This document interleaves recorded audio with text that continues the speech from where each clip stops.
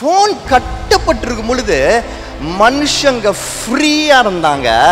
ஆனா ஃபோனு இப்போ ஃப்ரீயா இருக்கு, மனுஷங்க கட்டப்பட்டிருக்காங்க. இந்த விஷனும் மிஷனும் உங்களால இதுவரைக்கும் எழுத முடியலன்னா, இன்னும் நீங்க இதை பத்தி யோசிக்கவே ஆரம்பிக்கலன்னா, இன்னும் நீங்க யோசிக்க முயற்சி செஞ்சானா உங்களுக்கு புரியலன்னா, யூ ஆர் டைட், கட்டப்பட்டிருக்கிறீங்க. உலகத்துல ஏதோ ஒரு காரியத்துக்கு ரொம்ப கட்டப்பட்டிருக்கிறீங்க. உலகத்துல சில விஷயங்கள ரொம்ப கட்டப்பட்டிருக்கிறீங்க. But I want to tell you this is a warning. இது உங்களுக்கு கொடுக்கப்படுகிற ஒரு மிக முக்கியமான வார்னிங் என்று எடுத்துக்கொள்ளுங்க. நீங்க கட்டப்பட்டிருக்கிறீங்க. நீங்க கட்டப்பட்டிருக்கிற அந்த பணம் உங்களுக்கு பெருசா, நீ கட்டப்பட்டிருக்கிற அந்த பதவி உங்களுக்கு பெருசா, நீ கட்டப்பட்டிருக்கிற அந்த நபர் உங்களுக்கு பெருசா இருக்கிறனால ஆண்டவர் கூப்பிட்டாலும் உங்களுக்கு அந்த விஷயங்கள் கூப்பிடுகிற மாதிரி இருக்கு. அதனால அதுக்கு தான் போறீங்க. இன்னைக்கு வரைக்கும் நீங்க இன்னும் ஆண்டவர் உங்களுக்கு வச்சிருக்கிற தரிசனத்தை புரிஞ்சுக்கல.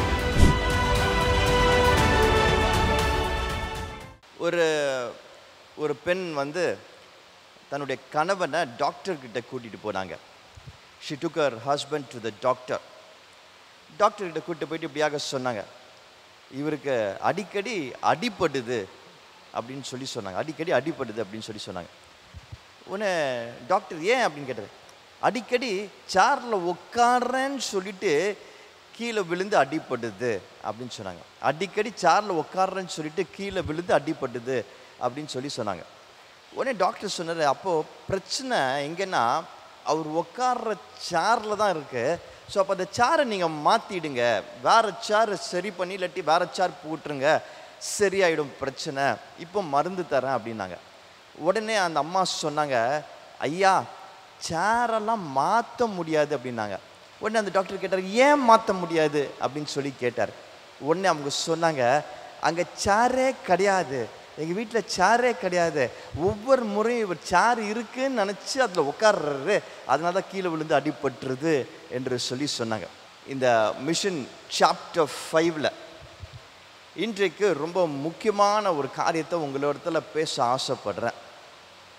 அதாவது பாருங்க, இந்த மிஷன் சீரீஸ் ஆரம்பித்ததுலேருந்து நிறைய மாற்றங்களில் பார்க்க ஆரம்பித்திருக்கிறோம், அதில் சந்தேகமே கிடையாது. இட்ஸ் ஆல்ரெடி ஸ்டார்டட், ஆரம்பிச்சிடுச்சு. இந்த சேஞ்சஸை நம்ம ஒவ்வொருத்தரும் பார்த்துட்டு இருக்கிற வேலையில் நம்ம 2 காரியங்களை குறித்து ரொம்ப தெளிவாக நம்ம பேசி கொண்டு இருக்கிறோம். 2 திங்ஸை குறித்து நம்ம ரொம்ப தெளிவாக பேசிகிட்டு இருக்கிறோம். அது விஷன் அண்ட் மிஷன், தரிசனம் அதற்கான பணி, இதை குறித்து பேசிகிட்டு இருக்கிறோம். தரிசனம் என்று சொல்லும் பொழுது நான் ஏற்கனவே நிறைய வாட்டி எக்ஸ்பிளைன் பண்ணிட்டேன், பட் லைட்டாக அதை டச் பண்ணுறேன். கர்த்தர் நமக்கென்று சொல்லி நம்ம இந்த பூமியில் ஏன் உருவாக்கினார் என்பதற்கு குறித்து கர்த்தரோட திட்டம் தான் தரிசனம். That is Jeremiah 1:5. Jeremiah chapter 1:5. இது கர்த்தர் நமக்கென்று சொல்லி வைத்திருக்கிற வசனம், இந்த சீரீஸில் வைத்திருக்கிற வசனம். உன் தாயின் வயிற்றில் உன்னை உருவாக்குவதற்கு முன்பதாக உன்னை அறிந்தேன் என்று சொல்றாரு. He conceived us in his mind before he formed us in our mother's womb என்று சொல்றாரு. அப்போ நம்மளை அவர் மைண்ட்ல கன்சீவ் பண்ணார் தெரியுமா, அவர் உள்ளத்தில் அவர் யோசிச்சார் தெரியுமா, ஏதோ ஒரு திட்டத்திற்காக நம்மை அவர் ஃபர்ஸ்ட் மைண்ட்ல உருவாக்கினார். That's what it means. நான் சொல்றது புரியுதா புரியலையா? ஏதோ ஒரு திட்டத்திற்காக ஃபஸ்ட்டு நம்மை அவர் மைண்டில் உருவாக்கினார். மைண்டில் உருவாக்கின பிறகு தாயின் வயிற்றில் உருவாக்கினார். தாயின் வயிற்றில் உருவாக்கின பிறகு இது பூமியில் கொண்டு வந்தார். So that's the vision. கர்த்தர் என்ன விஷன் வச்சுருந்தார், நம்மை குறித்து தரிசனம் இங்கே வச்சுருந்தாரோ அதுதான் நம்மளுடைய விஷன் என்று சொன்னேன்.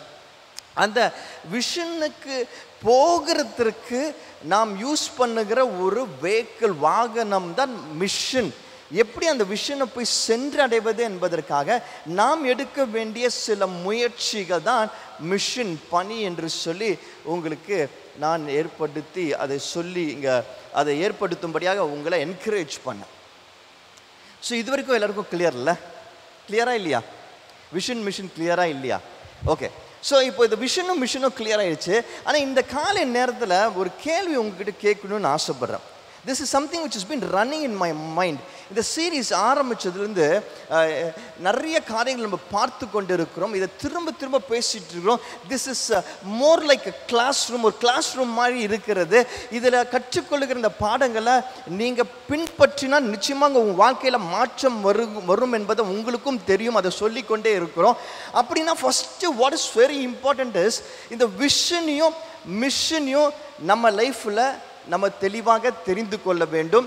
அதை அழகாக எழுதி வைக்கணும். கரெக்டாக இல்லையா? அப்போ தானே இது பிரயோஜனமாக இருக்கும். ஒவ்வொரு வாரமும் நான் சொல்கிறேன், இது உங்கள் வாழ்க்கையில் எல்லார் கண்களுக்கும் தெரிகிற அளவிற்கு மாற்றத்தை கொண்டு வரும் என்று சொல்லி.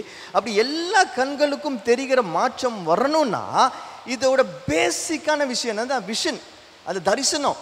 அது என்னன்னு நீங்கள் தெரிஞ்சுக்கணும். உங்களோட தரிசனம் என்னன்னு தெரிஞ்சுக்கணும். அதே மாதிரி மிஷன், அதற்கான பணிகளை, அந்த மிஷன் கோல்ஸை நீங்கள் சரியாக டிஃபைன் பண்ணி எழுதிருக்கணும். கரெக்டா இல்லையா? எத்தனை பேர் எழுதியிருக்கிறீங்க? எத்தனை பேர் அதை குறித்து யோசிச்சிருக்கிறீங்க?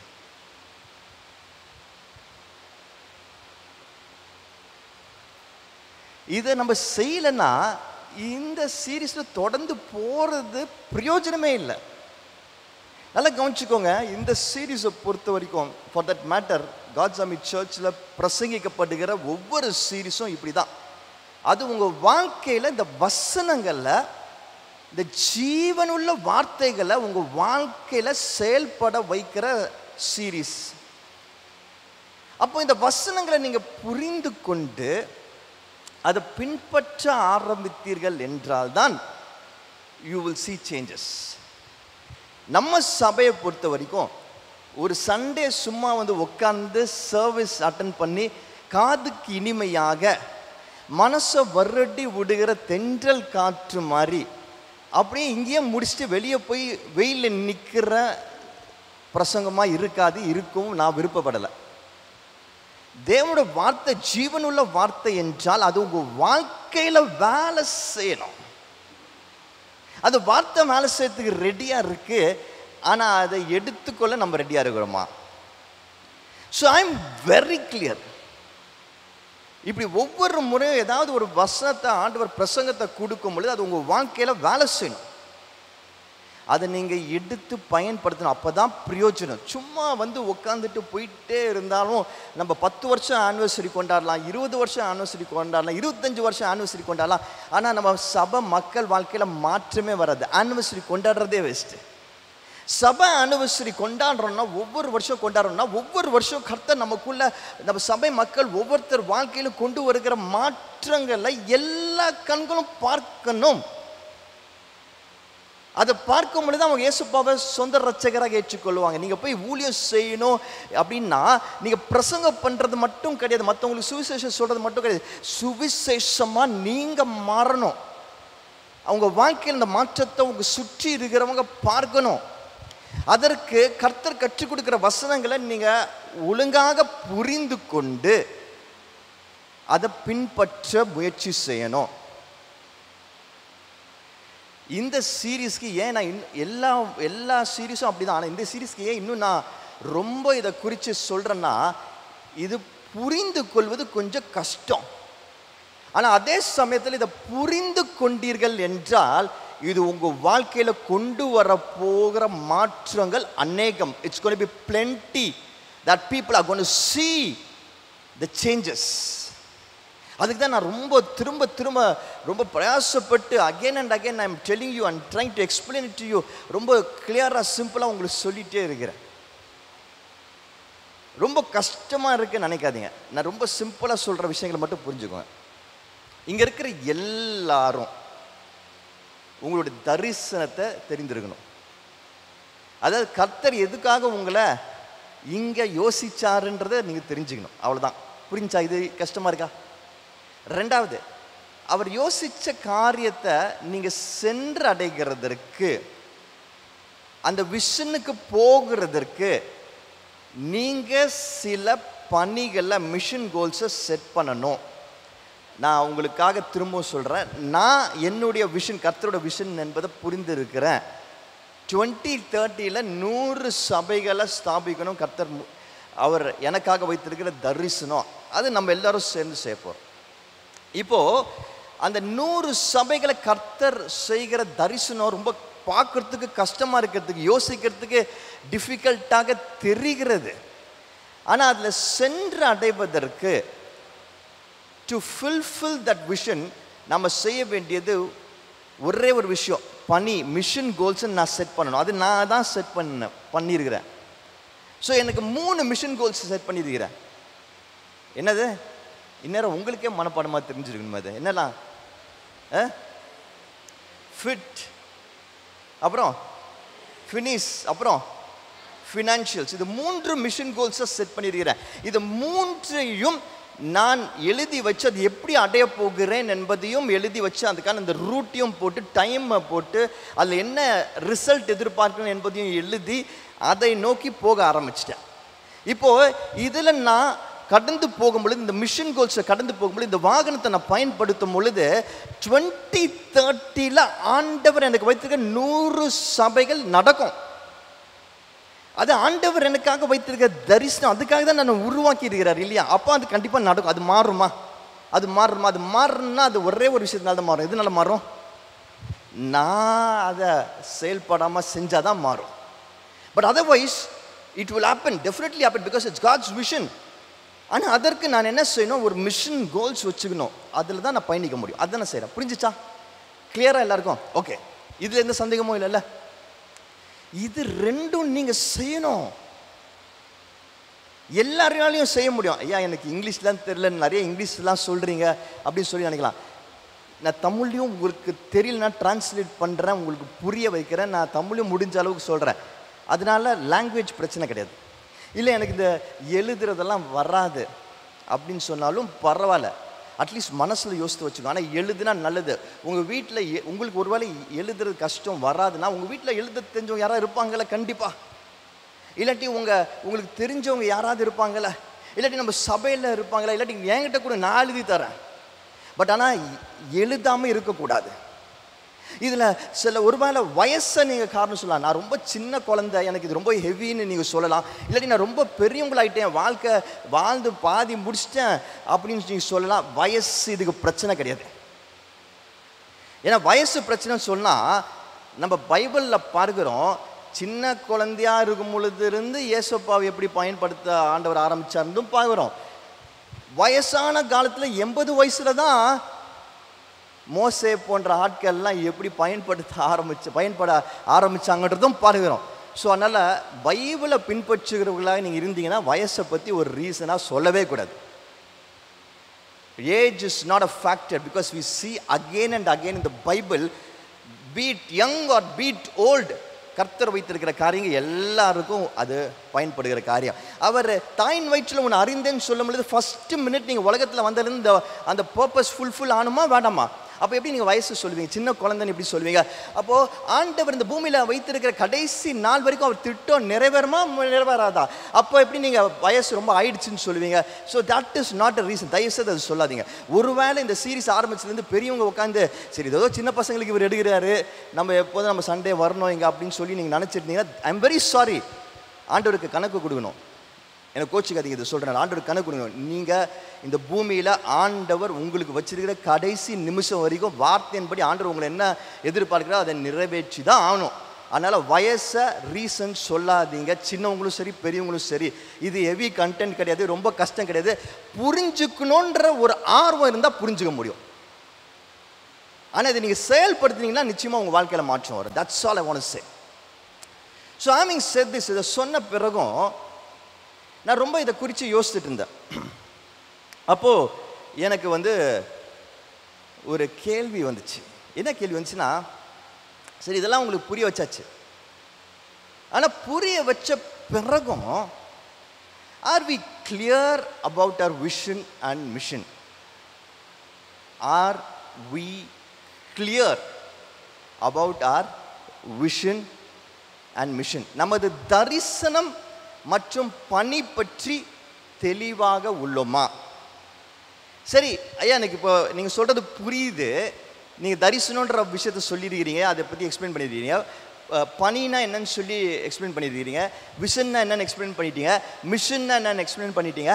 ஆனால் எனக்கு அது வரவே மாட்டேங்குது. நான் ஜெபிக்கிறேன், நீங்கள் ஜெபிக்க சொன்னீங்க, நான் ஜெபிக்கிறேன், ஆனால் அந்த தரிசனத்தை என்னால் உணரவே முடியல, கிளியராக இல்லை. ஏதோ தோணுது, ஆனால் அதுக்கப்புறம் மறந்துடுது, இல்லாட்டி அது புரிய மாட்டேங்குது. ஒரு நாள் ஒன்று தோணுது, இன்னொரு நாள் ஒன்று தோணுது. என்னால் இதுதான் என்னோட தரிசனம் என்பதை சரியாக முடிவு செய்ய முடியல. என்னால் இந்த தரிசனத்துக்கு இந்த பணி மிஷன் கோல்ஸ் என்பதை சரியாக முடிவு செய்ய முடியல. எத்தனை பேர் இப்படி உங்களுக்கு தோணுது, இப்படி நினைக்கிறீங்க?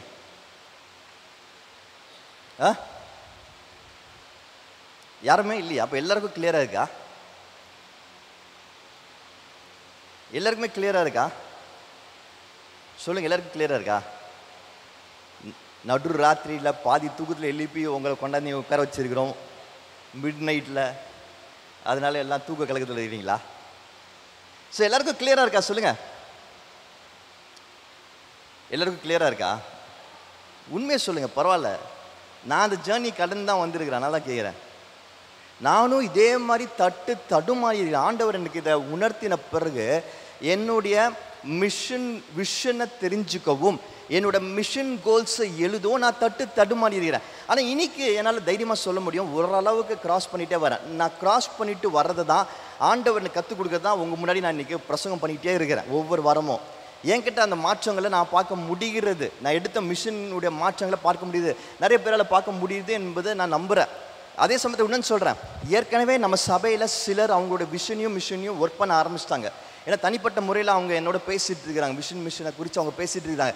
நான் சொல்கிறேன், உங்களுக்கெல்லாம் சேலஞ்ச் பண்ணுறேன், இது ஒன் மேன் ஷோ கிடையாது, நான் மட்டும் பண்ணுற ஒரு ஒன் மேன் ஒண்டர் கிடையாது. இது நீங்கள் கொஞ்ச நாளில் பார்ப்பீங்க. இந்த ஜேர்னியில் இது பிரசங்கம் பண்ண ஆரம்பித்த பிறகு இது நானும் செய்ய போகிறேன்னு ஆரம்பித்த நிறைய பேர் இருக்கிறாங்க, என் கூட பேசுகிறவங்க நிறைய பேர் இருக்கிறாங்க. இதை குறித்து நாங்கள் டிஸ்கஸ் பண்ணுறோம், ப்ரே பண்ணுறோம். அவங்க வாழ்க்கையெல்லாம் நீங்கள் மாற்றம் பார்க்க போகிறீங்க. உங்கள் கண் முன்னாடி இந்த சபையில் நிறைய பேரோட வாழ்க்கையில் கர்த்தர் வைத்திருக்கிற மாற்றங்களை பார்க்க போகிறீங்க. ஏன்னா அவங்க அந்த பயணத்தை ஆரம்பிச்சிட்டாங்க. ஸோ இதை ஆரம்பிக்கும் போது எங்கள் எல்லாருக்கும் கஷ்டமாக தான் இருந்தது. இந்த கேள்விகள் இருந்தது, கிளியராக இல்லை. சொன்னால் நீங்கள் தைரியமாக சொல்லலாம், ஒருவேளை உங்களுக்கு கிளியராக இல்லைன்னா சொல்ல. எத்தனை பேருக்கு இது இன்னும் கிளியராக எனக்கு என்னோடய விஷன் என்ன, என்னோடய மிஷன் என்ன என்னால் புரிஞ்சிக்க முடியல. நான் ஜெபிக்கிறேன், ஆனால் எனக்கு சரியாக அது தெரிய மாட்டேங்குது, புரிய மாட்டேங்குது. எத்தனை பேர் சொல்கிறீங்க இந்த மாதிரி? ஓகே, தைரியமாக கை தூக்குங்க, தைரியமாக கை தூக்குங்க. ஏன்னா இன்னைக்கு நான் விசுவாசிக்கிறேன், நம்ம சபையில் ஆண்டவர் ஒரு பெரிய மாற்றத்தை ஆரம்பிக்கிற நேரம். இது ஸ்லோ ப்ராசஸ், கொஞ்சம் கொஞ்சமாக நம்மளுக்கு புரியும். ஆனால் அது புரிஞ்சு நம்ம செயல்படுத்தும் பொழுது அந்த மாற்றங்கள் நல்லா தெரிய ஆரம்பிச்சிடும். ஸோ நமக்கு இது கிளாரிட்டி கொஞ்சம் பிரச்சனையாக இருக்குது இல்லையா? ஜெபிக்கிறோம் அதை குறித்து, ஆனால் அந்த என்னன்னு ஆண்டவர் மனசில் என்ன நினச்சார் என்னை பற்றி புரிய மாட்டேங்குது. சரி, ஓரளவுக்கு அது புரியுது, அது எப்படி மிஷன் கோல்ஸை செட் பண்ணுறதுன்றது மனசு உட்கார மாட்டேங்குதியா ஒரு இடத்துல இதில் அப்படின்னு நீங்கள் சொல்லுவீங்கன்னா, இன்னைக்கு ஒரு பியூட்டிஃபுல்லான ஆன்சர் கர்த்தர் வச்சிருக்கிறார். அந்த ஆன்சரை தெரிஞ்சுக்கிறதுக்கு ஒரு அழகான ஒரு கருவி என்கிட்ட இருக்கு. எத்தனை பேர் இதை பார்த்துருக்கிறீங்க? எத்தனை பேர் இதை பார்த்துருக்கிறீங்க? இந்த ஐட்டம் யாராவது பார்த்துருக்கிறீங்களா? பார்த்துருக்கிறீங்களா? எல்லாருக்கும் தெரியுமா? Landline phone. ஸோ இது லேண்ட்லைன் ஃபோன். ஓகேயா? என்னது லேண்ட்லைன் ஃபோன்? ஓகே. எனக்கு நம்ம சபையில் இருக்க எல்லாரும் ரொம்ப பிடிக்கும். அதுலேயும் வாலிப பிள்ளைங்களும் ரொம்ப ரொம்ப பிடிக்கும். அதுலேயும் டியூஸ்டே நான் தனிப்பட்ட முறையில் பைபிள் செடிக்கிற அந்த வாலிப பிள்ளைங்களை ரொம்ப ரொம்ப ரொம்ப பிடிக்கும். அதுலேயும் டானி என்கிற கிறிஸ் டானி அவர்களை ரொம்ப ரொம்ப பிடிக்கும். வாங்க கிறிஸ் டானி, வேகமாக வாங்க. பாருங்கள், இது வரைக்கும் ஆக்டிவிட்டி பண்ண வந்த யாருக்கும் கைத்தட்டல் கிடச்சதே கிடையாது. வேகமாக வாங்க. இந்த ஃபோன் பார்த்துருக்கீங்களா? பார்த்துருக்கீங்களா? கிறிஸ்டானிக்கு ஒரு மைக் கொடுங்க, வேகமாக கொடுங்க மைக்கு. இதான் உங்கள் வீட்டில் இருக்கிற ஃபோனு என்ன, கரெக்டா? உங்கள் வீட்டில் வெறும் இந்த ஃபோனு மட்டும்தான் இருக்குது, வேறு எந்த ஃபோனும் கிடையாது. சரியா? உங்கள் லேண்ட்லைன் நம்பர் என்னது? 2656 2656 44 2656 44 86. 86 கிரிங் கிரிங். ஹலோ கிறிஸ்டானி பேசுறீங்களா? எஸ். நல்லா இருக்கீங்களா? குட். சார் ஃபோன் வைங்க. வேற யாராவது கிறிஸ்டானிக்கு ஃபோன் பண்ண ஆசைப்படுறீங்களா? நம்பர் 2656 44 6. ட்ரிங் ட்ரிங் கிளிங் கிளிங். கொஞ்சம் பிஸியா. நீங்க பிஸியா இருக்க தெரியல. ஹலோ ஹலோ ஹலோ யாரு? கிறிஸ்டானியில் இருக்காரா? ஆமாம் சொல்லுங்க. இருங்க, அடுத்த ஸ்கிரிப்ட் வரும். கிரிங் கிரிங் கிரிங் கிரிங் கிரிங் கிரிங் கிரிங் கிரிங். ஃபோன் அடிக்குது. ஹலோ ஹலோ டேனியா பேசுறது? டேனியல் பேசுகிறேன். ஃப்ரீயாவா பாருங்க? ஆ நான் ஃப்ரீயா இல்லை, நான் அப்புறம் பேசுகிறேன். சரி ஓகேங்க. சரி ஓகே சரி. நீங்கள் வேலை பாருங்க, நீங்கள் வேலை பாருங்க, நீங்கள் போங்க. வேற யாராவது ஃபோன் பண்ணுறீங்களா அவருக்கு, டானிக்கு? வேற யாரு? ஸ்டீஃபன், நீங்களே ஒரு ஃபோனு போடுங்க அவருக்கு. கிரிங் கிரிங் கிரிங் கிரிங். இல்லை நீங்கள் ஃபோன் டயல் பண்ணுறதுக்கு முன்னாடி அடிச்சிருமா? சரி ஓகே. நீ வந்து இப்போது முக்கியமான ஒரு வேலையில் இப்படி வாப்பா, டிவி பார்த்துட்டு இருக்கிற முக்கியமான வேலை தானா? சரி ஓகே. நீ படிச்சுட்டு இருக்கிற என்ன, மிஷின் எக்ஸாம் நாளைக்கு உனக்கு படிச்சுட்டு இருக்கிற, சரியா? ஓகே படி. ஸ்டீஃபன் ஃபோன் பண்ணுங்க. கிரிங் கிரிங் கிரிங் கிரிங் கிரிங் கிரிங் கிரிங் கிரிங் கிரிங் கிரிங் கிரிங் கிரிங். ஹலோ ஹலோ யாரு? டாடி. எஸ் சொல்லுங்க. எஸ்ஸா? ஹலோ டாடி, கேட்குதாடா? கேட்குது சொல்லுங்க. டானி, ஸ்டீஃபன் பேசுகிறேன். பிஸ்னஸ் எப்படி போகுது? பிஸ்னஸ் சூப்பராக போகுது. நீங்கள் எப்படி? நீங்களா? சரி வச்சுருங்க வச்சுருங்க வச்சுருங்க. Okay daddy bye. சரி இப்போ இன்னொரு விஷயம் டானிக்கு சொல்லணும்னு ஆசைப்பட்றேன். என்னன்னா, உங்கள் ஃபோன் உங்கள் ஹாலில் இருக்குது. எங்கே இருக்கு? வாலில் இல்லை, ஹால் ஹால் ஹால் ஹாலில் இருக்கு, சரியா? உங்கள் வீட்டில் 3 அறை இருக்குது. ஒன்று கிச்சன், நீங்கள் சைடில் போயிருக்க மாட்டீங்க தெரியும். பாத்ரூம் தவிர ஒரு பெட்ரூம் இருக்குது, சரியா? இன்னொரு ரூம் இருக்குது, அதில் நீங்கள் பொருள்லாம் வச்சுருக்கிறீங்க. ஓகே. ஃபோன் எங்கே இருக்குது? ஹாலில் இருக்குது. அது தவிர ஒரு பெட்ரூம் இருக்குது, ஒரு கிச்சன் இருக்குது, அப்புறம் இன்னொரு அறை இருக்குது. ஓகே. ஃபோன் இங்கே இருக்குது. இப்போ நீங்கள் உங்கள் வேலையை செய்யுங்க. சுரேஷ் ஃபோன் பண்ணுங்கள். சுரேஷ், நீங்கள் எந்த ரூமில் இருக்கீங்க டானி? Second hall. செகண்ட் அந்த ஸ்டோர் ரூமில் இருக்கிறீங்க. ஸ்டோர் ரூமில் உட்காந்து படிக்கிறீங்க. Okay, very good. Drink drink drink drink drink drink. படிக்கிறாரு, பிஸியாக படிக்கிறாரு. ஹலோ ஹலோ யாரு சொல்லுங்க. டேனி, சுரேஷ் பேசுகிறேன்ப்பா. சொல்லுங்கண்ணா. எப்படி இருக்க? நல்லா இருக்கேண்ணா. நீங்கண்ணா? நல்லா இருக்கேன். பைபிள் வாசிச்சியா தினமும்? இல்லைண்ணா, படிக்கிறேண்ணா. ப்ரேயர் பண்ணுறியா? போதும் வச்சுருங்க. Okay okay. சரி டானி கிட்ட முன்னாடி கேள்வி கேட்கணும். ஃபோன் எங்கே இருக்கு? ஹாலில் இருக்கு. ஹாலில் இருக்கு. நீங்கள் எங்கே இருக்கிறீங்க? செகண்ட் ஹாலில். செகண்ட் ஸ்டோர் ரூமில் இருக்கிறீங்க.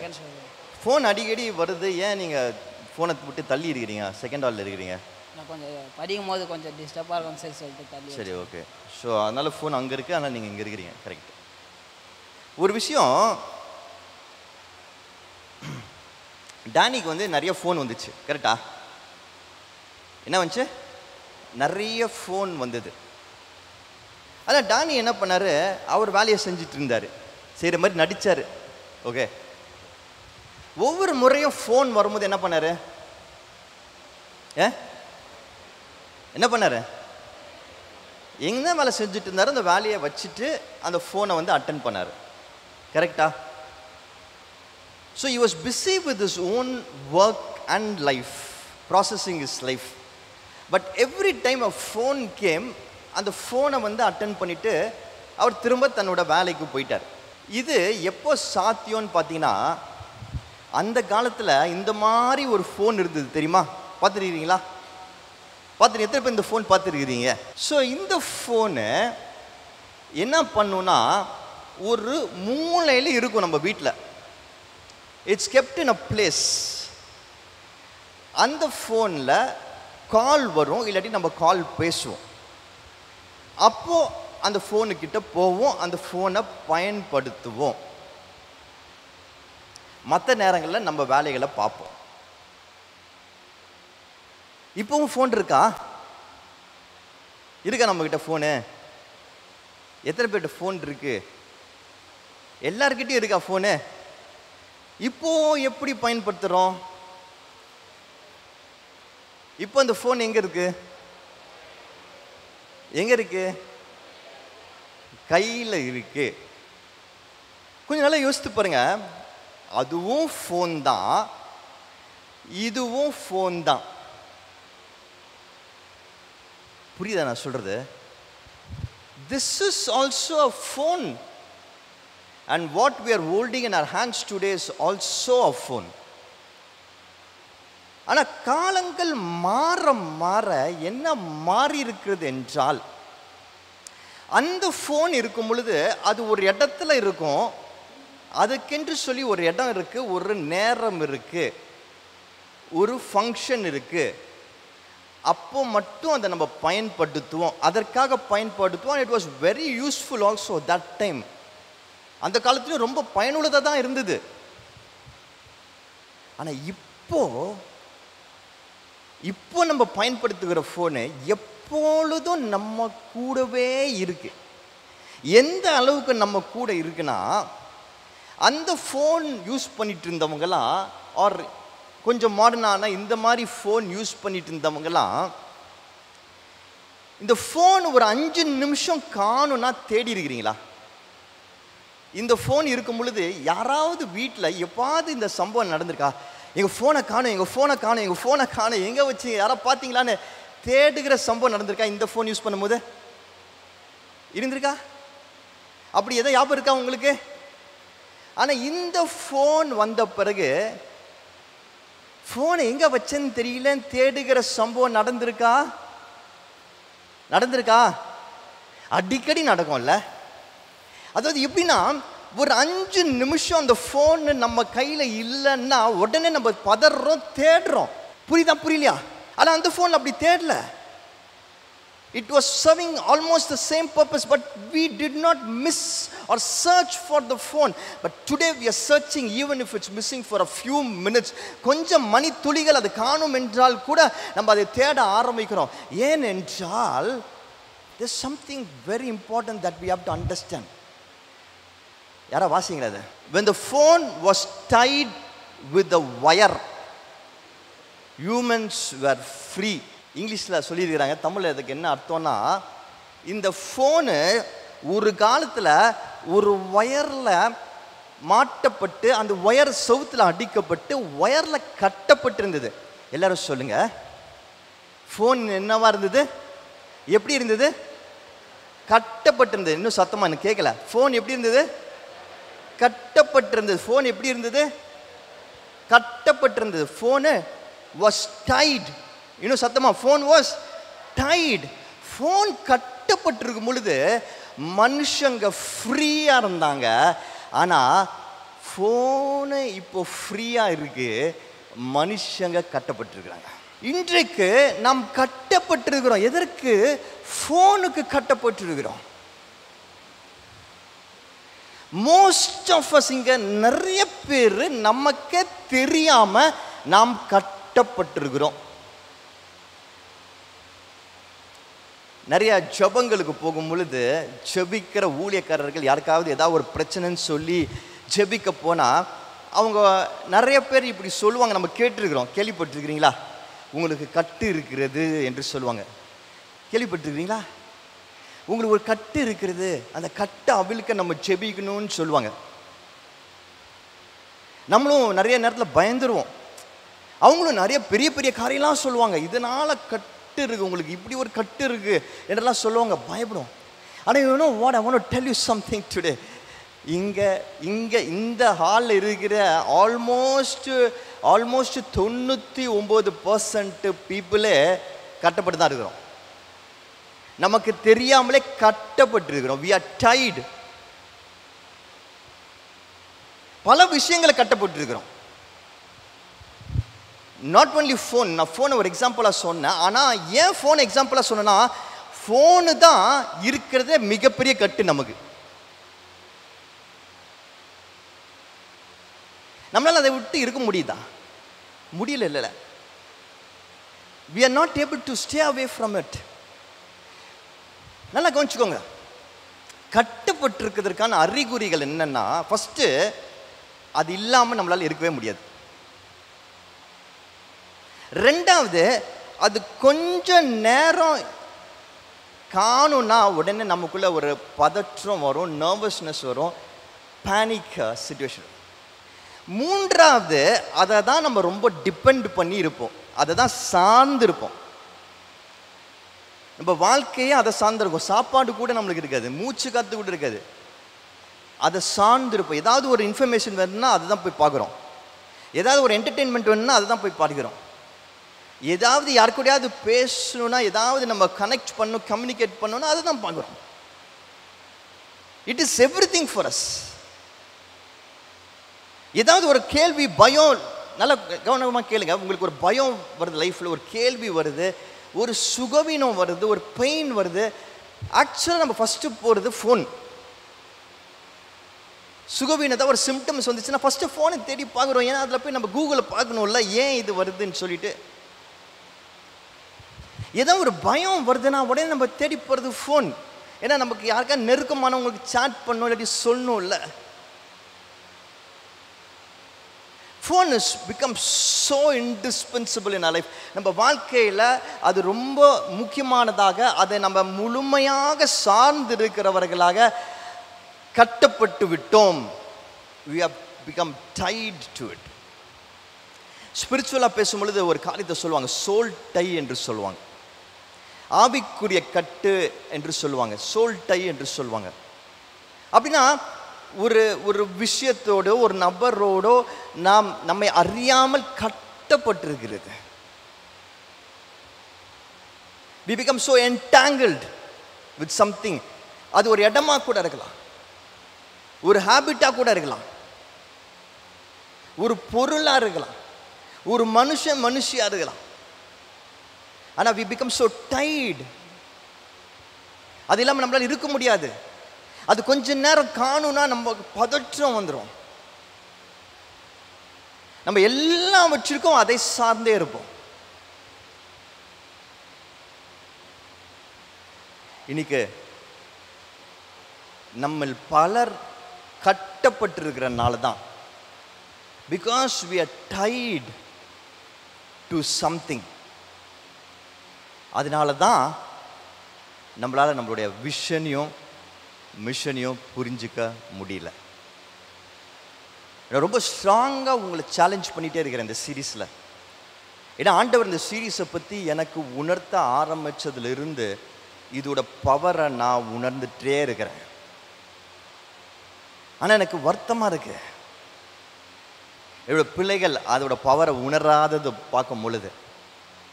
இன்னும் நமக்கெல்லாம் கிறிஸ்தவர்களுக்கு லிக்விட் ஃபுட்டு தான் தேவைப்படுது,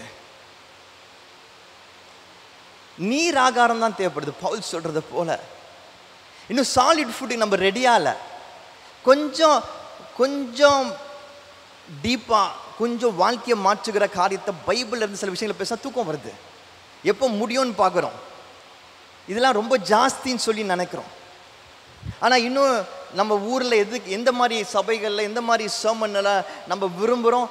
எங்கெல்லாம் வாக்கு தத்துவம் இருக்கோ, ஆண்டவர் உன்னை அப்படியே தூக்கி எடுத்துடுவார், ஆண்டவர் உன்னை மாற்றிடுவார், ஆண்டவர் உனக்கு சுகத்தை கொடுத்துருவார், ஆண்டவர் உன்னை விடுதலை ஆக்கிடுவார், ஆண்டவர் உன்னை பணக்காரன் ஆக்கிடுவார்னு சொன்னால் கைத்தட்டுறதுக்கு ரெடியாக இருக்கிறாங்க மக்களை.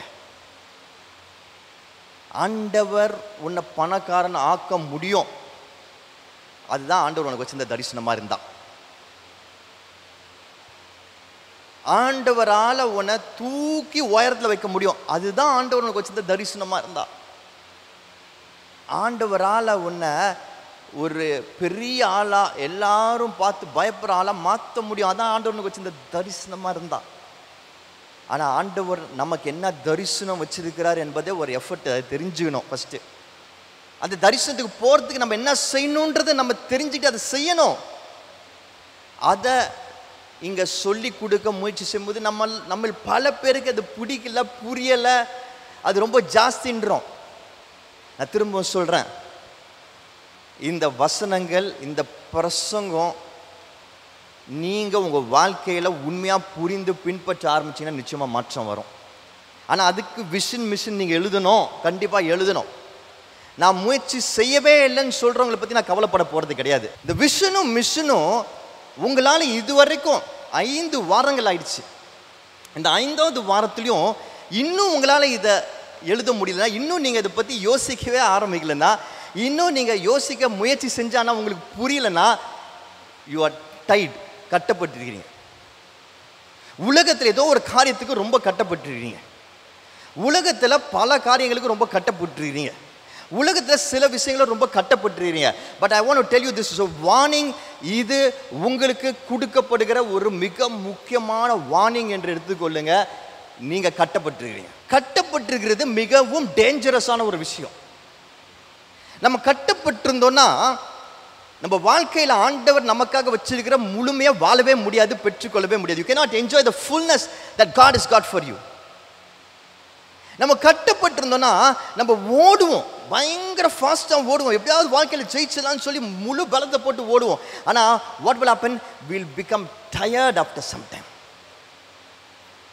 we will faint after some time. நம்ம ஓடுவோம், ஆனால் நம்ம கொஞ்ச நேரத்தில் சோர்ந்து போவோம், மயக்கம் வரும், கலக்கம் வரும். நம்ம ஓடுறதற்கான அந்த அந்த பெனிஃபிட்ஸை நம்ம பார்க்கவே முடியாது. சில சொல்லுவாங்களே, நான் எவ்வளோ சம்பாதிச்சாலும் கையில் நிற்கவே மாட்டேங்குதுன்னு. அப்படி தான் இருக்கும் வாழ்க்கை. ஒரு பக்கெட்டு ஃபுல்லாக தண்ணியை ஊற்றிட்டே இருக்கிறோம் கஷ்டப்பட்டு, ஆனால் பக்கெட்டில் ஓட்ட இருந்தால் தண்ணி கீழே போயிட்டே இருக்கணும். அப்படி தான் இருக்கும் நம்ம வாழ்க்கை. நீங்கள் நிறைய முயற்சி செய்வீங்க, நிறைய விஷயங்களை நீங்கள் கற்றுப்பீங்க. நீங்கள் இன்ஸ்டாகிராம்லாம் பார்த்து புது தொழிலெலாம் ஆரம்பிப்பீங்க. நீங்கள் நிறைய பெரிய ஆளுங்க, உலகத்தின் ஆளுங்க கொடுக்குற ஆலோசனையெல்லாம் வச்சு நிறைய புதிய காரியங்களை செய்ய முயற்சி செய்வீங்க. எப்படியாவது ஜெயிச்சிடலான்ட்டு என்னென்னமோ செஞ்சு பார்ப்பீங்க. ஆனால் உங்கள் லைஃப்பில் ஒரு பாயிண்ட் ஆஃப் டைமுக்கு அப்புறம் உங்களுக்கு முன்னேற்றம் வர்றதே பார்க்க முடியாது. கொஞ்சம் அப்படியே மேலே போகிற மாதிரி இருக்கும், ஆனால் முன்னர் சைடு எங்கிருந்து வந்து என்ன அடிச்சதுன்னே தெரியாது. அந்த கொஞ்சம் போனது 10 மடங்கு பின்னாடி போயிடும்.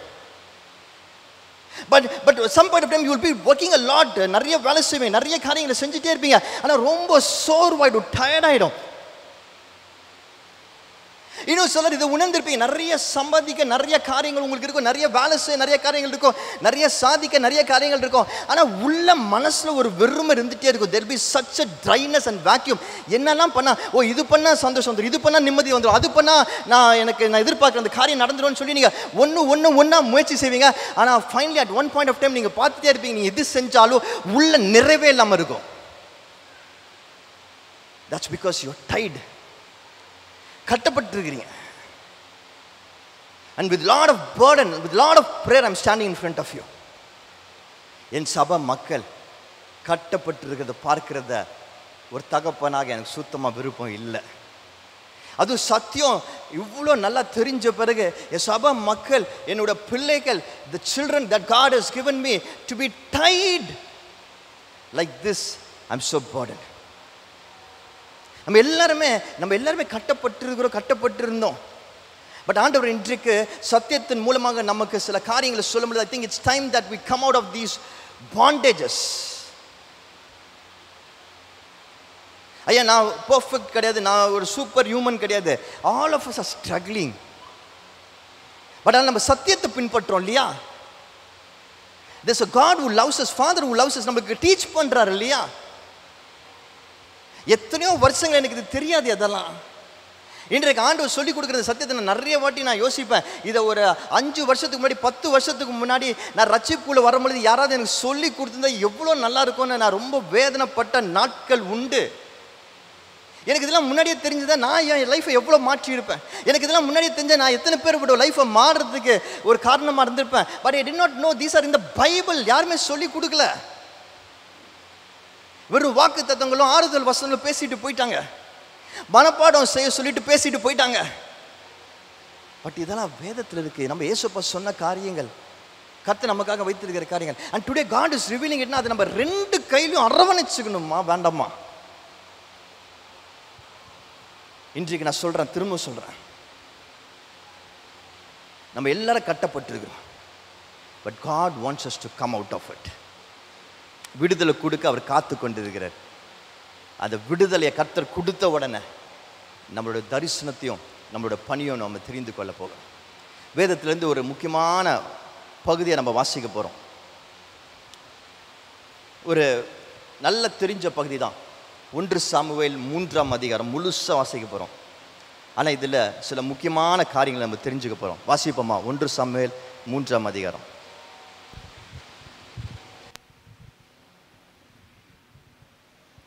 சாமுவேல் என்னும் பிள்ளையாண்டான் ஏலிக்கு முன்பாக கர்த்தருக்கு பணிவிடை செய்து கொண்டிருந்தான். அந்நாட்களிலே கர்த்தருடைய வசனம் அபூர்வமாயிருந்தது. பிரதிட்சணமான தரிசனம் இருந்ததில்லை. ஒரு நாள் ஏலி தன்னுடைய ஸ்தானத்திலே படுத்து கொண்டிருந்தான். அவன் பார்க்கக்கூடாதபடிக்கு அவருடைய கண்கள் இருளடைந்திருந்தது. தேவனுடைய பெட்டி இருக்கிற கர்த்தருடைய ஆலயத்தில் தேவனுடைய விளக்கு அணைந்து போகும் முன்னே சாமுவேலும் படுத்து கொண்டிருந்தான்.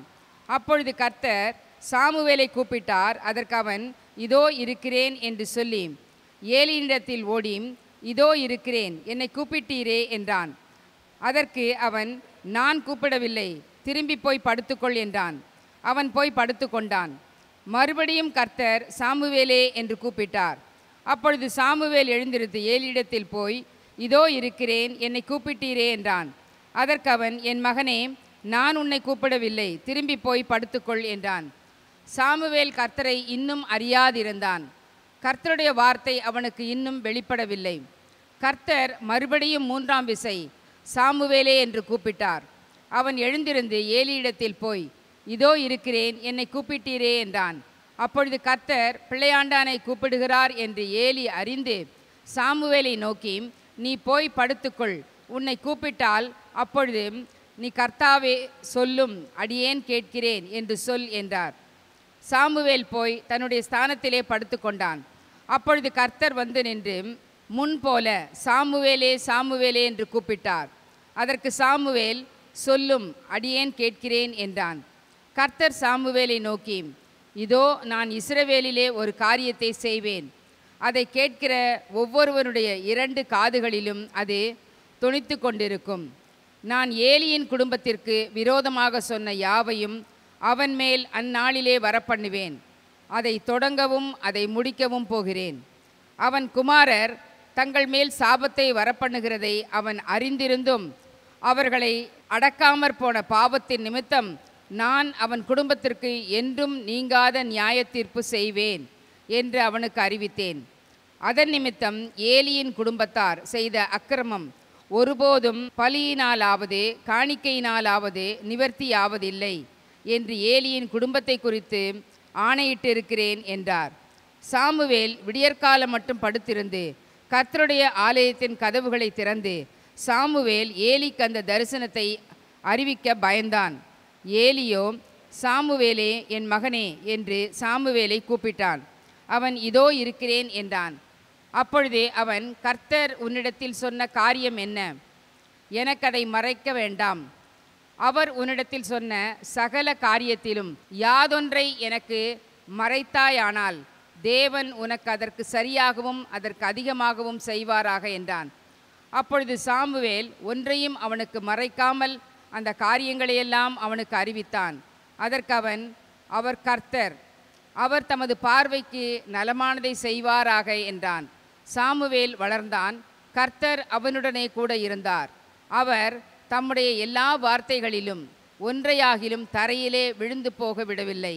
சாமுவேல் கர்த்தருடைய தீர்க்கதரிசிதான் என்று தான் முதல் பெயர்சபா மட்டுமுள்ள சகல இஸ்ரவேலருக்கும் விளங்கினது.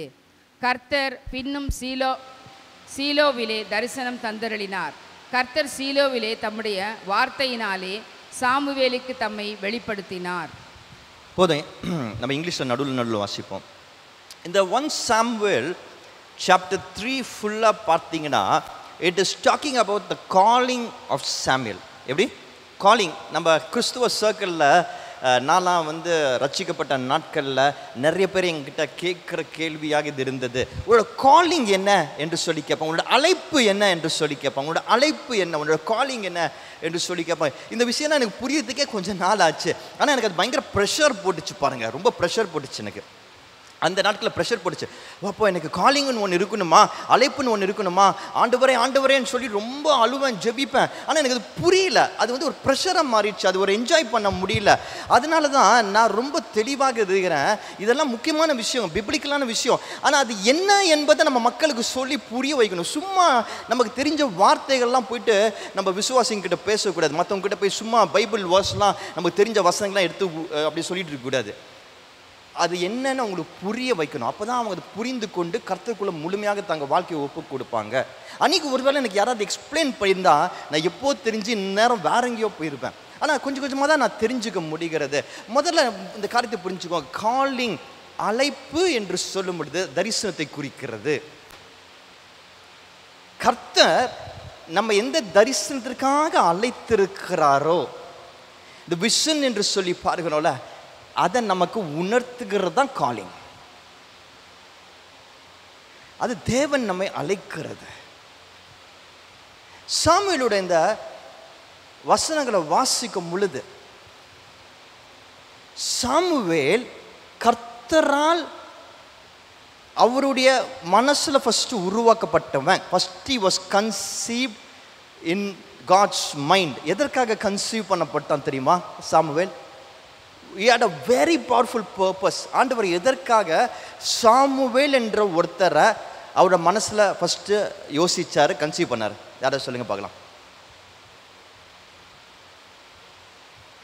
எதுக்காக?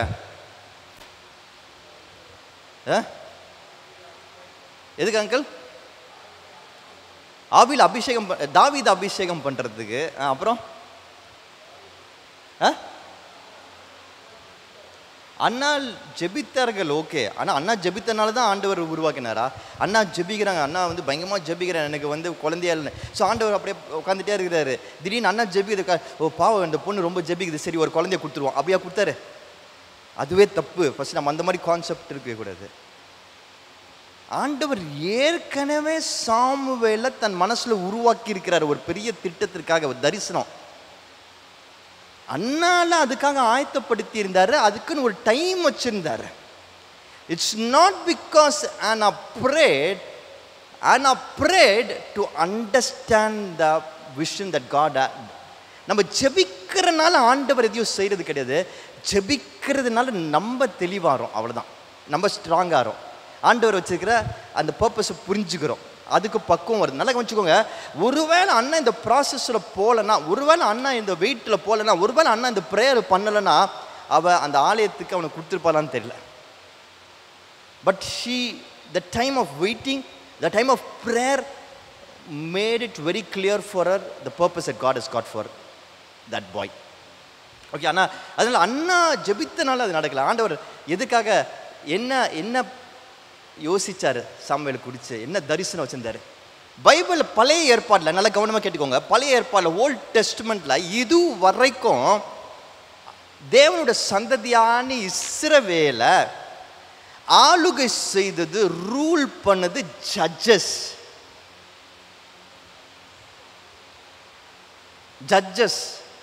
நியாயாதிபதிகள்.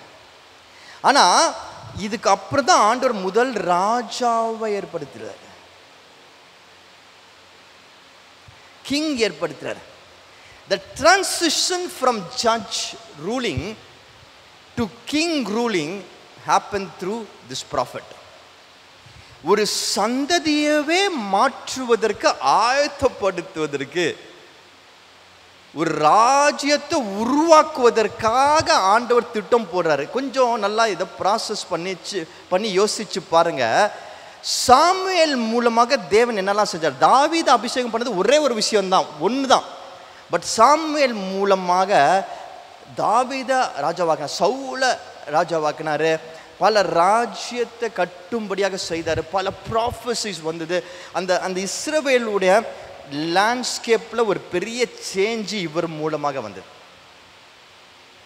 அப்போ எவ்வளோ பெரிய திட்டத்தை ஆண்டவர், இதுக்கப்புறம் நீங்கள் வாசிக்கிற, இதுக்கப்புறம் நடக்கிற எல்லா விஷயத்தையும் ஆண்டவர் அவர் மனசில் இந்த மாதிரி நடக்கணும், இந்த மாதிரி இஸ்ரவேல் மக்கள் இங்கே வரணும், இந்த மாதிரி ஒரு ராஜாவனை இவன் அகங்காரத்தை விழணும், அப்புறம் ஒரு தாவீது வரணும், அதுக்கப்புறம் சாலமோன் ஆலயம் கட்டப்படணும், அந்த வம்சாவளியத்தில் இயேசு கிறிஸ்து வரணும். This is the blueprint that God had in his mind. So அந்த ப்ளூ பிரிண்ட்டை நிறைவேற்றுவதுக்கு எல்லாத்தையும் ஆண்டவர் அவர் எல்லாத்தையும் மனசில் கன்சீவ் பண்ணார். இது ஆண்டவர் யோசிக்கும் போது இதெல்லாம் நடக்கல, ஆனால் இதை கன்சீவ் பண்ணியிருக்கிறார் ஆண்டவர். இப்படிலாம் நடக்கணும், இப்படிலாம் நடக்கணும், இப்படிலாம் நடக்கணும், இப்படிலாம் நடக்கணும், இதெல்லாம் நடக்கணும், இதெல்லாம் நடக்கணும், எல்லாத்தையும் கன்சீவ் பண்ணிட்டு அதில் இந்த பகுதியை, இந்த செயினை க்ளோஸ் பண்ணுறதுக்கு ஒரு பர்சனை, நான் ஒரு ப்ராஃபட்டை எழுப்பணும். அந்த ப்ராஃபட்டுக்கு ஒரு பேர் சாமுவேல் வைப்போம். அவன் இந்த மாதிரி ஆனாக்கு பிறக்கணும், இந்த இடத்துல பிறக்கணும், இப்படி வளரணும். நான் சொல்றது புரியுதா? இதெல்லாம் ஆண்டவரோட மனசுல கன்சீவ் ஆகிற விஷயம். அப்படிதான் சாமுவேல் உருவானார். ஸோ சாமுவேலுக்கு ஆண்டவர் தரிசனம் வச்சிருந்தாரா இல்லையா? வச்சிருந்தாரா இல்லையா? முடிச்சிருக்கிறீங்களா? ரொம்ப முக்கியமான விஷயங்கள் பேச போகிறோம், தயவுசெய்து கொஞ்சம் சிரமம் பார்க்காம கவனிங்க. சாமுவேலுக்கு ஆண்டவர் தரிசனம் வச்சிருந்தாரா இல்லையா? வச்சிருக்கிறாரு. ஒரு மனசில் இருக்குது தரிசனம். இப்போ அந்த தரிசனத்தை நிறைவேற்றுவதற்கு அன்னாள் மூலமாக அன்னாளோட வயிற்றில் உருவாக்குறாரு. இயர் டு இயர் ஆச்சா, இங்கே கன்சீவ் பண்ணாரு, இப்போ இங்கே கன்சீவ் பண்ணுறாரு. இப்போ அந்த குழந்தை பிறந்தாச்சு. அண்ணா என்ன செய்கிறாங்க? அந்த குழந்தைய ஆலயத்தில் ஒப்பு கொடுக்குறாங்க. என்ன பண்ணுறாங்க? ஆலயத்தில் ஒப்பு கொடுக்குறாங்க. ஆலயத்தில் ஒப்பு கொடுத்துட்டாங்க. அது வரைக்கும் எல்லாம் சரியா போகுது. ஆனால் இந்த பகுதி நம்ம யாருமே படிச்சிருக்க மாட்டோம், யாருமே பார்த்துருக்க மாட்டோம். நம்ம என்ன நினச்சிட்டு இருக்கிறோம்? ஆலயத்தில் சாமுவேல் ஒப்பு கொடுத்த பிறகு எல்லாமே ஹாப்பி இயர் ஆஃப்டர், அதுக்கப்புறம் எல்லாமே சூப்பராக போகுதுன்னு நினச்சிட்டு இருக்கிறோம். ஆக்சுவலாக சூப்பராக போல பாருங்க. சாமுவேலை எப்போ ஒப்பு கொடுத்தாங்க? அண்ணால் எப்போ ஒப்பு கொடுத்தாங்க? குழந்தையா இருக்கும் பொழுதே இல்லை, தாய் பால் குடிக்கிற அந்த அந்த மறந்த பிறகு ஆஃப்டர் வீனிங் கொண்டாந்து விட்டுட்டாங்க. அவங்களுக்கு ஆனால் ரொம்ப தைரியம், அதை நான் பாராட்டுறேன். ஏன்னா அவங்க யார்கிட்ட ஒப்படைச்சிருக்கிறாங்க? யார்கிட்ட ஒப்படைச்சிருக்கிறாங்க? ஏலி. யார் அவர்? ஆசாரியர். அவர் பிள்ளைங்களே சரியாக வளர்க்கல. அவர் பிள்ளைங்க ரொம்ப மோசமானவங்களாக இருந்திருக்காங்க. நம்ம வாசிக்கிறோம், தெரியுமா? அது ரொம்ப மோசமானவங்கள அதான் ஆண்டவர் அவங்கள பனிஷ் பண்ணுறாரு. ஆனால் அவர் வளர்க்கணும்னு சொல்லிட்டு அவங்களோட ஒப்பு கொடுக்குறாங்க. ஆனால் அண்ணால் அவரை நம்பி ஒப்பு கொடுக்கல, ஆண்டவரை நம்பி ஒப்பு கொடுத்தாங்க. ஆண்டவரோட ஆலயத்துக்கு அந்த திட்டத்துக்காக ஒப்பு கொடுத்தாங்க. ஆனால் இங்கே என்ன நடக்குது? சின்ன வயசில் ஒப்பு கொடுத்துட்டாங்க, குழந்தையா இருக்கும்போது ஒப்பு கொடுத்துட்டாங்க. சாமுவேலு 3ஆம் அதிகாரத்தில் நம்ம பார்க்குறோம், நம்ம வாசிக்கிறோம். ஆரம்பத்தில் எல்லாம் கவனமாக கேளுங்க. சாமுவேல் என்னும் பிள்ளையாண்டான் ஏலிக்கு முன்பாக கர்த்தருக்கு பணிவிடை செய்து கொண்டிருந்தான். யாருக்கு முன்பாக? ஏலிக்கு முன்பாக. வசனம் சொல்லுது கர்த்தருக்கு பணிவிடை செய்தான். He was ministering unto the Lord. இதை பார்க்கும்போது எல்லாம் நினச்சிப்போம், ஓ Samuel was ministering unto the Lord. Samuel கர்த்தருக்கு பணிவிடை செஞ்சுதான், நல்ல விஷயம் தானே, ஊழியம் செஞ்சுட்டு இருக்கிறான் அப்படின்னு சொல்லி நம்ம நினைப்போம். we think like that, but look at the verse. That's how you should read the Bible. கர்த்தருக்கு பணிவிடை செஞ்சான யாருக்கு முன்பாக? ஏலிக்கு முன்பாக. he was not serving the Lord, he was working, he was doing some work. அவன் ஆலயத்தில் சின்ன வயசுலேருந்து வளர்றான். ஏலி என்ற அந்த பிரதான ஆசிரியர், அந்த ஹை ப்ரீஸ்ட், அந்த ப்ரீஸ்ட் என்ன பண்ணுறாரு? அவர் சில வேலைகளை கொடுக்குறாரு. ஆலயத்தில் போ, இதை எடுத்து அங்கே வை, இதை அங்கே இது பண்ணு, இதை க்ளீன் பண்ணு, இந்த கேண்டிலை ஏற்று, இந்த கேண்டிலை அணை, இந்த கம்யூனி எடுத்து இங்கே வை, இந்த கம்யூனியை கொண்டு போய் அங்கே வை. So there are lot of work he was doing, but he was doing it for Eli. ஏலிக்காக செய்கிறான். நான் எப்படி இதை சொல்கிறேன்? எப்படி இதை ஒரு தைரியமாக சொல்கிறேன்? அடுத்தது வாசிக்கிறோம்.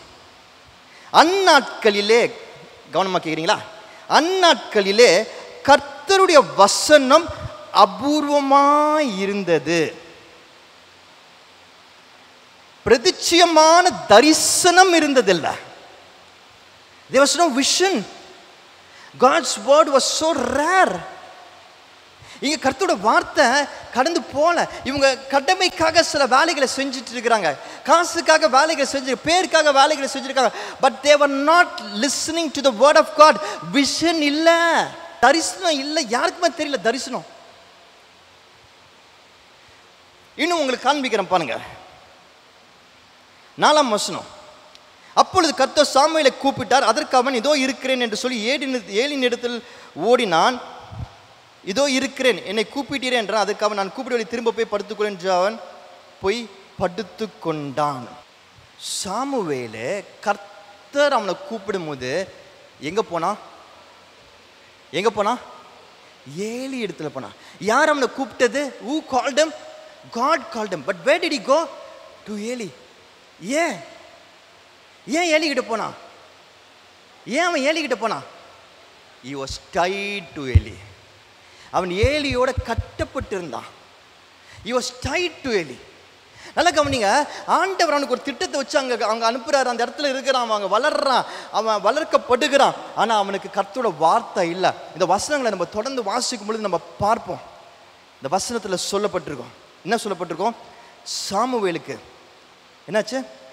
சாமுவேலுக்கு இன்னும் கர்த்தரோட வார்த்தை வெளிப்படவில்லை. He did not. 7ஆம் வசனம். சாமுவேல் கர்த்தரை இன்னும் அறியாதிருந்தான். 7th verse. நல்லா கவனிங்க, 7th verse. 7 எல்லாரும் கவனிக்கிறீங்களா?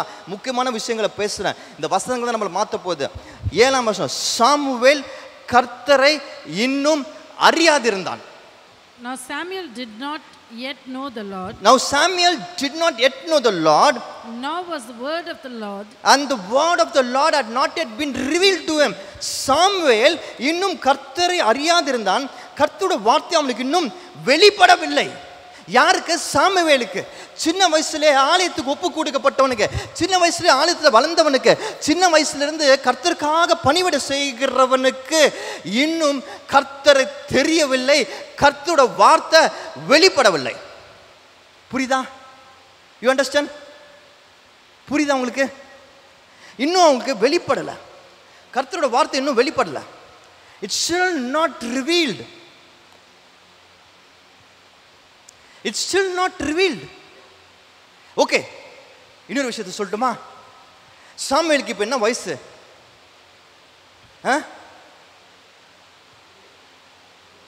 3 வயசா போட்டிருக்கா? அப்படி பைபிளில் 3 வயசுன்னு போட்டிருக்கா? வேத வல்லுநர்கள் சொல்றது படி சாமுவேலுக்கு 12-13 வயசாக இருந்தது. He was almost in teens. அப்போ என்னோட கேள்வி, 12 வருஷமா ஆலயத்திலே வேலை செய்கிறான், ஆலயத்திலே வளர்றான், எதற்காக அன்னாள் ஒப்பு கொடுத்தாலும் அந்த இடத்துல இருக்கிறான். ஆனால் இன்னும் அவனுக்கு கர்த்தரை யார் என்று தெரியல, அவரோட வார்த்தை வெளிப்படல. நம்மளும் அப்படிதான் இருக்கிறோம்.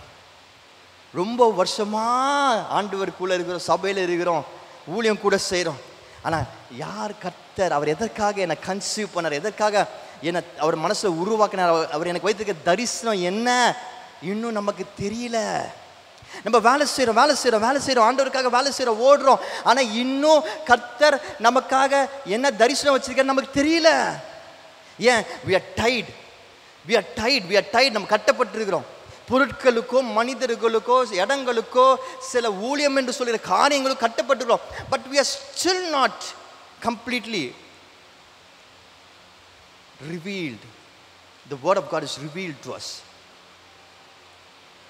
சாமுவேல் அதனால தான் ஆண்டவர் அவனை ஒவ்வொரு முறையும் கூப்பிடும் பொழுது நேராக எங்கே கட்டப்பட்டிருந்தானோ அங்கே ஓடினான்.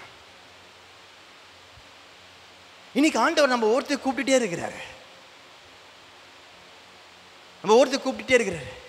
டேவிட் என்று கூப்பிடுறாரு, ஆப்ரே என்று கூப்பிடுறாரு, பிரகாஷ் என்று கூப்பிடுறாரு, டானி, பிரதீஷ் என்று கூப்பிடுறாரு, மைக்கேல் என்று கூப்பிடுறாரு. God is calling you through so many ways. உங்களோட பேச முயற்சி செய்கிறாரு. உங்களுக்கு உங்கள் தரிசனத்தை சொல்லணும், புரிய வைக்கணும். நான் எதுக்காக இந்த பூமியில் உன்னை உருவாக்கின தெரியுமா என்பதை உங்களுக்கு சொல்லணும். ஏன்னா ஆண்டவர் பார்க்குறாரு, நீங்கள் நேரத்தை வீணடிச்சிட்டு இருக்கிறீங்க. நீங்கள் அந்த ஆண்டவர் வச்சிருக்கிற ஃபுல் பர்பஸ் இன்னும் வாழ ஆரம்பிக்கல. You not living it yet, you not understanding it. அதனால சொல்ல முயற்சி செய்கிறார். ஆண்டவர் இஸ் காலிங் யூ. உங்களுக்கு அழைப்பு விடுகிறார், அழைப்பு கொடுக்குறாரு. ஆனால் நம்ம என்ன தெரியுமா செய்கிறோம்? ஆண்டவர் கூப்பிடுறது ஆண்டவர் கூப்பிடுறாரு என்று தெரியாம நம்ம எதுக்கெல்லாம் கட்டப்பட்டிருக்கிறோமோ அதுக்கெல்லாம் ஓடிட்டு இருக்கிறோம்.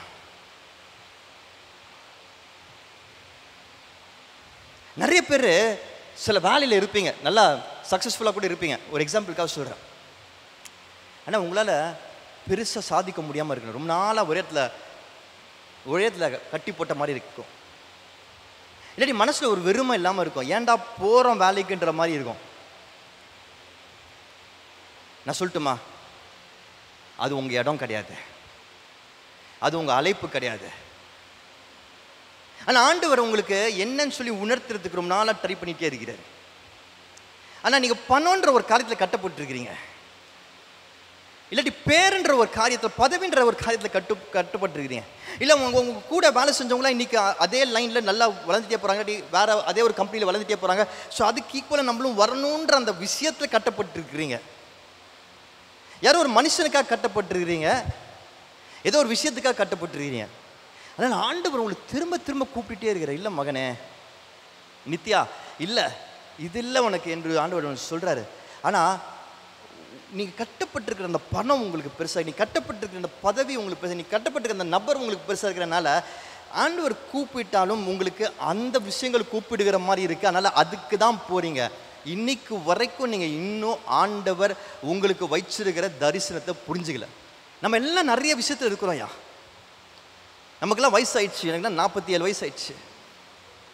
உங்கள் ஒவ்வொருத்தருக்கும் பல வருடங்கள் ஆயிருக்கலாம், ரசிக்கப்பட்டே பல வருஷங்கள் ஆயிருக்கலாம். ஆனால் இன்னும் லைஃப்பில் ஒரு சந்தோஷம் சமாதானம் இல்லை, ஒரு விரக்தி இருக்குது, எப்போ பார்த்தாலும் ஒரு வெறுமை இருக்குது, எவ்வளோ ஓடினாலும் ஒரு ஃபுல்னஸ் இல்லை அப்படின்னு நீங்கள் சொன்னீங்கன்னா, இந்த சாம்வேல் 3ஆம் அதிகாரம் உங்களுக்கு ஒரு பெரிய பாடம். கர்த்தர் திரும்ப திரும்ப திரும்ப திரும்ப திரும்ப திரும்ப திரும்ப பேர் சொல்லி கூப்பிட்டே இருக்கிறாரு. நான் உனக்கு வச்சிருக்கிற அழைப்பு வா, நான் உனக்கு வச்சிருக்கிற அழைப்பு வா, நான் உனக்கு வச்சிருக்க விஷயத்த சொல்லணும் வா வான்றாரு. ஆனால் நம்ம இங்கே ஓடிட்டே இருக்கிறோம். அவர் கூப்பிட்றாரு, ஆனால் நம்மளுக்கு அது அந்த கட்டப்பட்ட அந்த விஷயம் கூப்பிடுற மாதிரி தோணுது.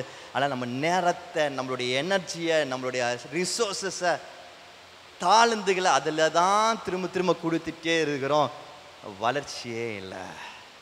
எப்படிப்பட்ட காரியத்துக்கு அவன் கட்டப்பட்டிருக்கிறான்னா, ஏலிக்கு தரிசனமே இல்லை. பாருங்க, வசனம் சொல்லுது, 2ஆம் வசனம், அவன் பார்க்கக்கூடாதபடி அவனுடைய கண்கள் இருள் அடைந்திருந்தது. யாரோட கண்கள்? ஏலியோட கண்கள். தரிசனம் இல்லை, கண்கள், விஷன். ஏலிக்கு விஷன் இல்லை, ஏலிக்கு விஷன் இல்லை. ஒரு விஷன் இல்லாத இடத்துல இருந்தான். அதெல்லாம் ஆரம்பத்தில் பார்த்தோம்.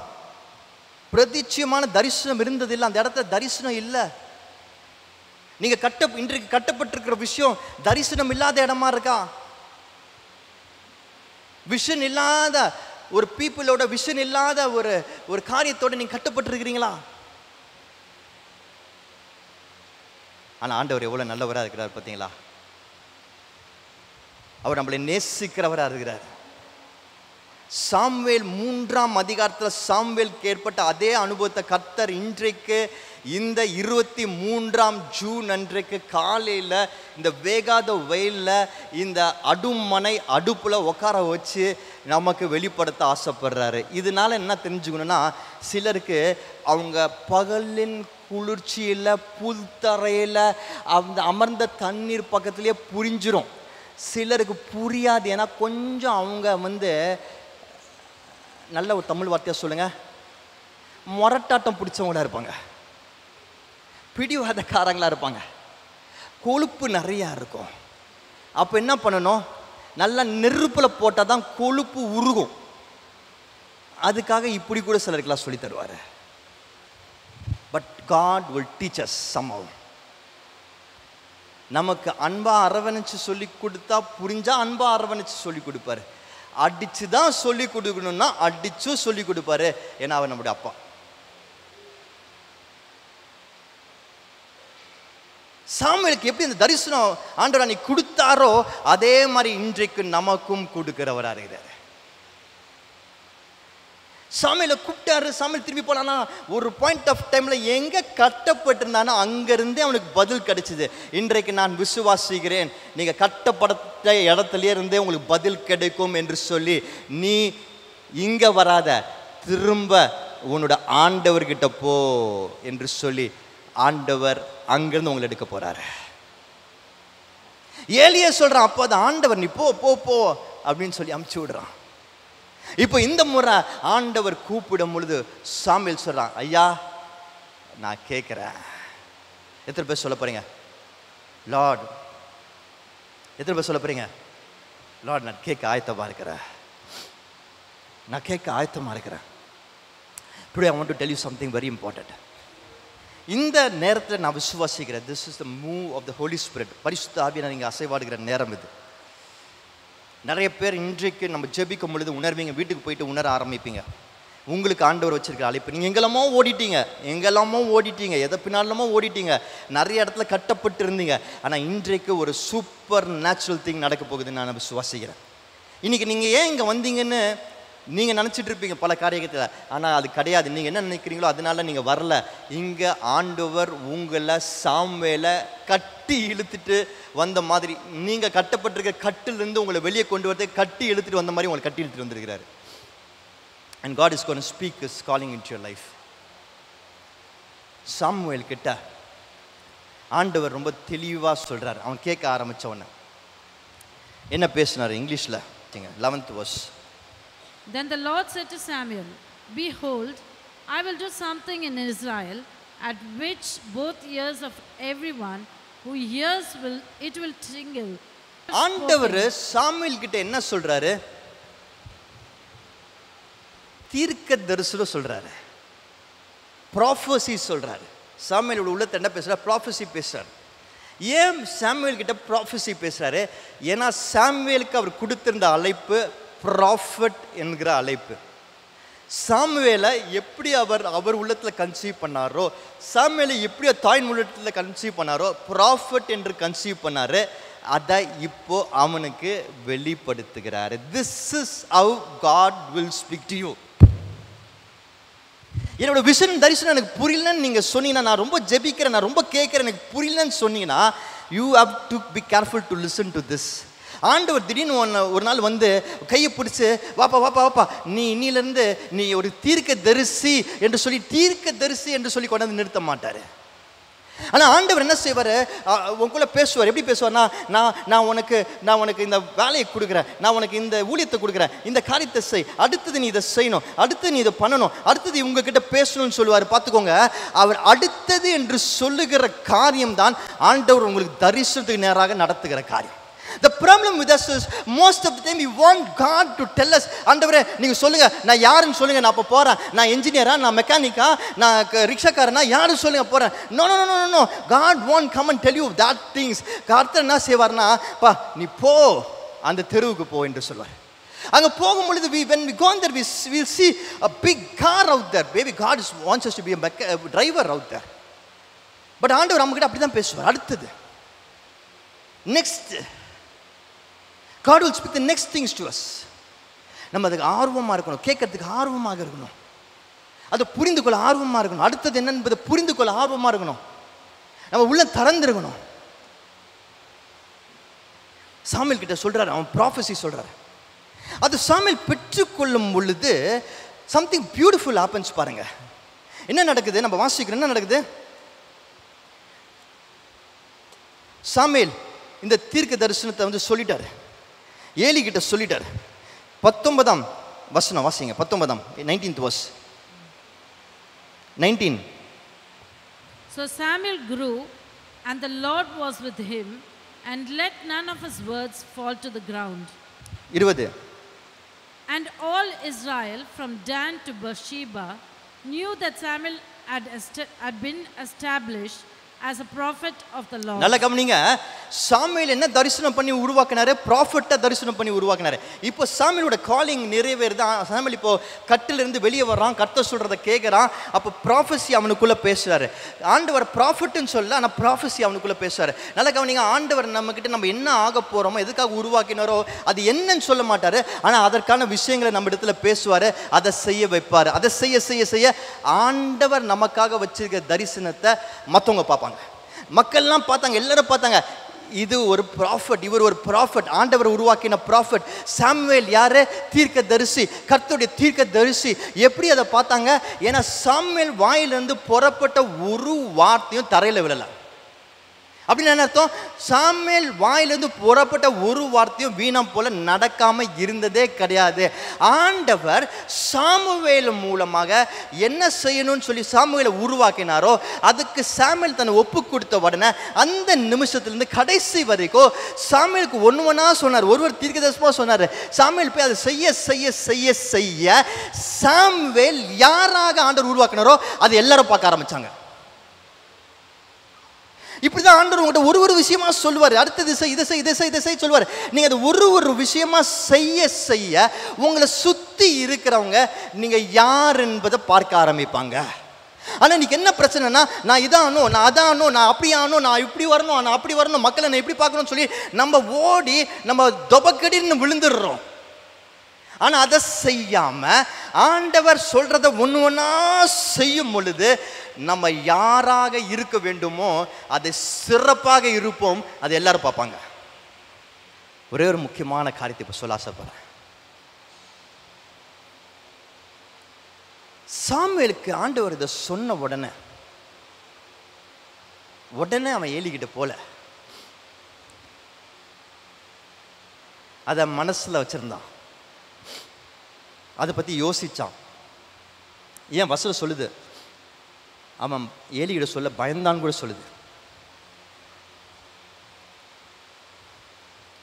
சாமுவேல் என்ன செஞ்சுட்டு இருந்தான்? ஆண்டவர் அவனுக்கு கொடுத்த காரியத்தை கன்சீவ் பண்ணிட்டு இருந்தான் மைண்டில். நல்லா கவனிங்க. ஆண்டவர் அவனுக்கு கொடுத்த காரியத்தை மனசில் கன்சீவ் பண்ணி கொண்டிருந்தான், கருத்தரித்து கொண்டிருந்தான். இப்படி கருத்தரித்து கொண்டீங்க மனசுல. அந்த நைட்டு நேரத்தில் ஆண்டவர் சொன்ன உடனே அவன் ஓடி போயிருக்கான் போல இங்க வச்சிருந்தான். அதை குறித்து யோசிச்சுட்டு இருந்தான். நம்ம லைஃப்ல ஆண்டவர் நமக்கு வச்சிருக்கிற தரிசனங்கள் முழுமையாக நிறைவேறுவதற்கு, அதில் ஜெயிக்கிறதுக்கு, அதோட ரிசல்ட்டை ஃபுல்ஃபில் பண்ணுறதுக்கு நம்மளும் கன்சீவ் பண்ணுறவங்களா மாற வேண்டும். ஒரு உதாரணத்தோட சொல்கிறேன். ஆண்டவர் எனக்கு ஃபிட்னஸ் என்ற ஒரு மிஷன் எனக்கு உணர்த்தின பிறகு, இந்த ஃபிட்னஸ் ஜர்னியில் போகணுன்னா ஒன்று சாப்பாடு, முக்கியமான விஷயம் என்னது? சாப்பாடு. எல்லாருக்கும் தெரியும்ல, சாப்பாடு, டயட். நான் ரொம்ப வருஷங்களாக டயட் இருக்கணும்னு நான் ட்ரை பண்ணியிருக்கிறேன். நிறைய டயட் ட்ரை பண்ணி விழுந்துருக்கிறேன், தோற்று போயிருக்கிறேன். நிறைய பேருக்கு அந்த அனுபவம் இருக்கும் இல்லை? திடீர்னு ஒரு நாள் காலையில் எந்திரிப்போம், இனியிலேருந்து நான் டயட்ரா அப்படின்னு சொல்லி ஆரம்பிப்போம். கொஞ்ச நாளில் அது காண போய்டும். ஆயிருக்கா அந்த மாதிரி? உங்களுக்குலாம் ஆயிருக்கா இல்லையா? ஓகே. ஸோ எனக்கு அந்த மாதிரி நிறைய வாட்டி ஆயிருக்கு. ஆனால் இந்த வாட்டி ஒரு பெரிய மாற்றம். ஏன் அந்த மாற்றம் வந்ததுன்னா, ஒரு சின்ன சேஞ்ச் ஆண்டவர் என்னை செய்யும்படியாக எனக்கு சொல்லி கொடுத்தாரு. என்னென்னா, யூஸ்வலாக டயட் இருக்கும்போது நான் என்ன பண்ணுவேன்னா, இனிமேல் நான் பாரு இந்த மாதிரி சாப்பிட மாட்டேன், அந்த மாதிரி சாப்பிட மாட்டேன், நான் எப்படியாவது கம்மியாக சாப்பிட போகிறேன், இது பண்ண போகிறேன், அது பண்ண போகிறேன்னு சொல்லிவிட்டு அதுக்குள்ளே போய் ஏதாவது ஒரு நாள் ஏதாவது ஒன்று சாப்பிடாமல் இருப்பேன், ஏதாவது ஒரு நாள் ஒரு விஷயத்தை சாப்பிடுவேன், ஏதாவது ஒரு நாள் ஏதாவது செய்வேன். இப்படி தான் செஞ்சுட்டு இருந்தேன். ஆனால் என்ன ஆகும்னா, பிரியாணி இனிமேல் சாப்பிட மாட்டேன் அப்படின்னு சொல்லிட்டு நான் முடிவு பண்ணிட்டு போகும்போது யாராவது பக்கத்தில் வந்து பிரியாணியை வச்சா உடனே ஃபஸ்ட்டு கை அங்கே தான் போகும். இன்றைக்கி வேணா நாலுலேருந்து பண்ணிக்கலாம், இந்த ஒரு வாட்டி நான் சாப்பிட்றேன், அடுத்த வாட்டி யாராவது பிரியாணி எடுத்துகிட்டு வந்தால் அவங்களை திட்டிடுவேன், சாப்பிட மாட்டேன். இப்படியே சொல்லி சொல்லி அந்த பிரியாணிக்கு கட்டப்பட்டிருந்தேன்.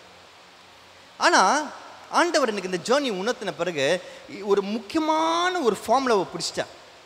என்ன ஃபார்முலானா, எரேமியா 1:5. ஆண்டவர் நம்மளை எப்படி உருவாக்கினார்? அவர் மனசில் யோசிச்சாருன்னு சொல்கிறோம். இப்போ நல்லா கவனிச்சுக்கோங்க நான் சொல்கிறத.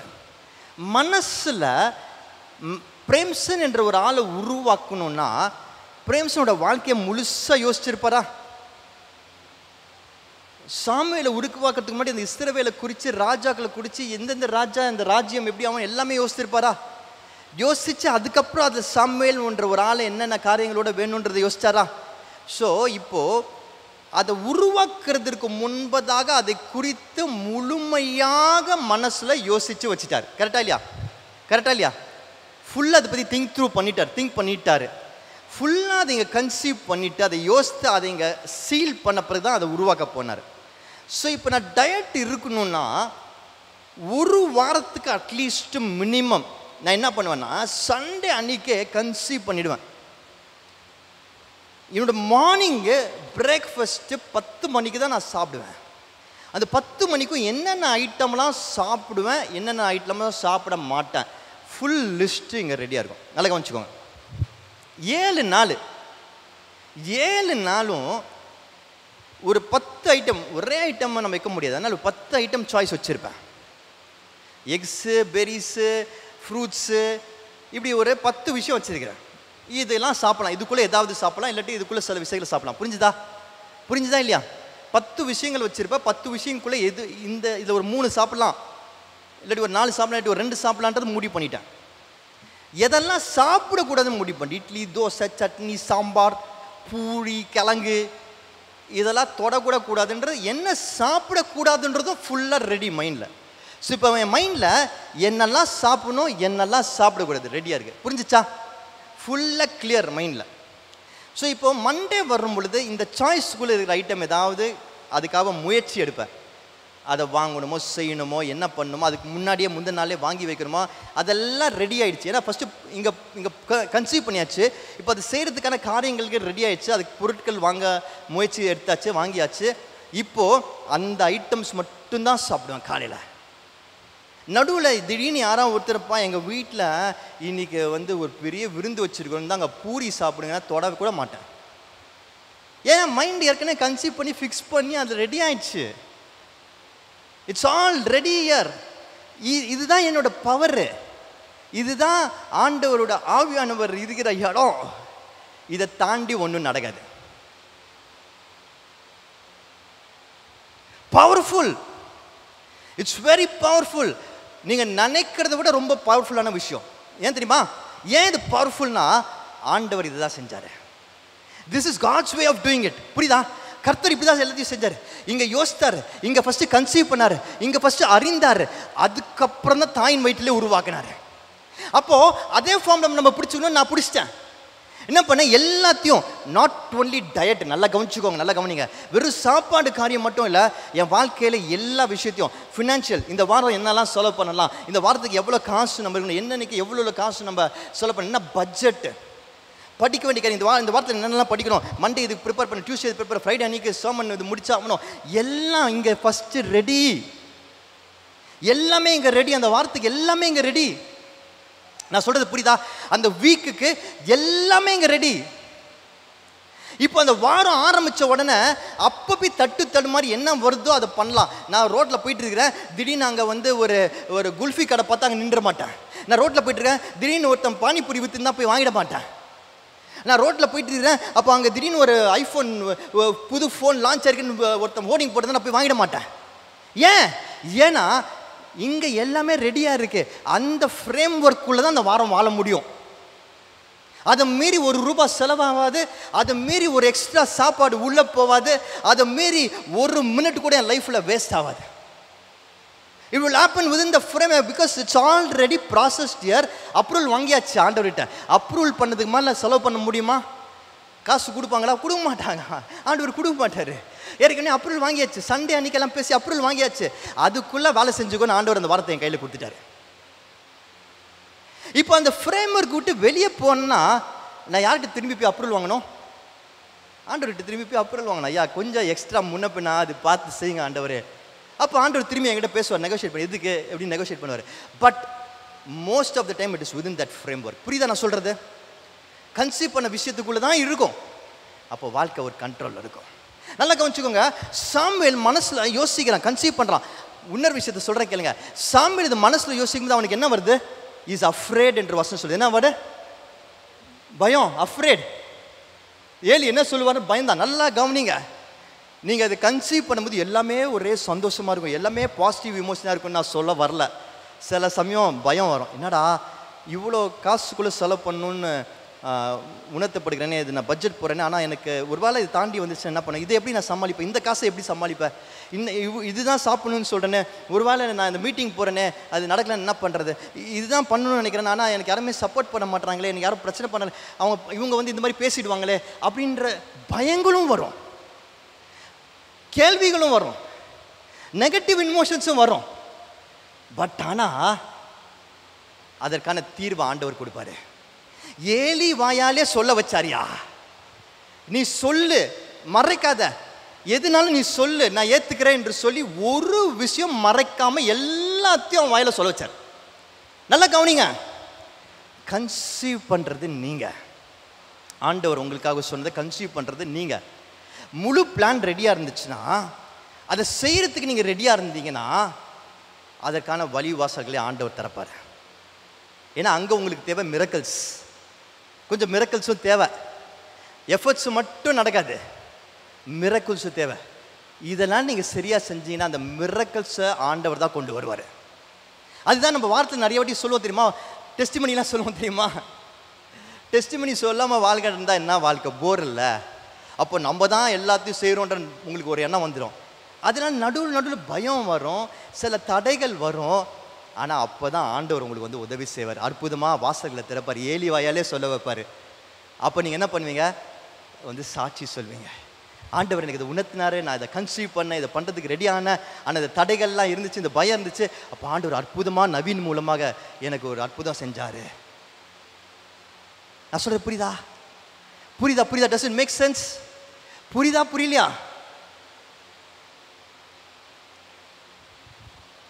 மிக முக்கியமான ஒரு ஃபார்முலா இது. இதுதான் ஆண்டவர் செஞ்ச ஃபார்முலா. எல்லாவற்றையும் மனசில் கன்சீவ் பண்ணார். இந்த வாரம் இன்னைக்கு 23rd இருக்கிறோம், ஜூன் மாதத்தோட கடைசி வாரத்தில் இருக்கிறோம், லாஸ்ட் வீக் ஆஃப் ஜூன்.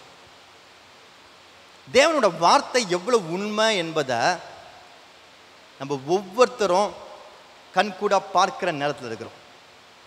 எத்தனையோ பேர் நான் ஊழியம் செய்ய ஆரம்பித்ததுலேருந்து என்னை கிண்டல் பண்ணியிருக்காங்க, கேலி பண்ணியிருக்காங்க, கேள்வி கேட்டிருக்கிறாங்க, குறை சொல்லியிருக்கிறாங்க, எத்தனையோ தடைகள் வந்திருக்கு, தோல்விகள் வந்திருக்கு, பயங்கள் வந்திருக்கு.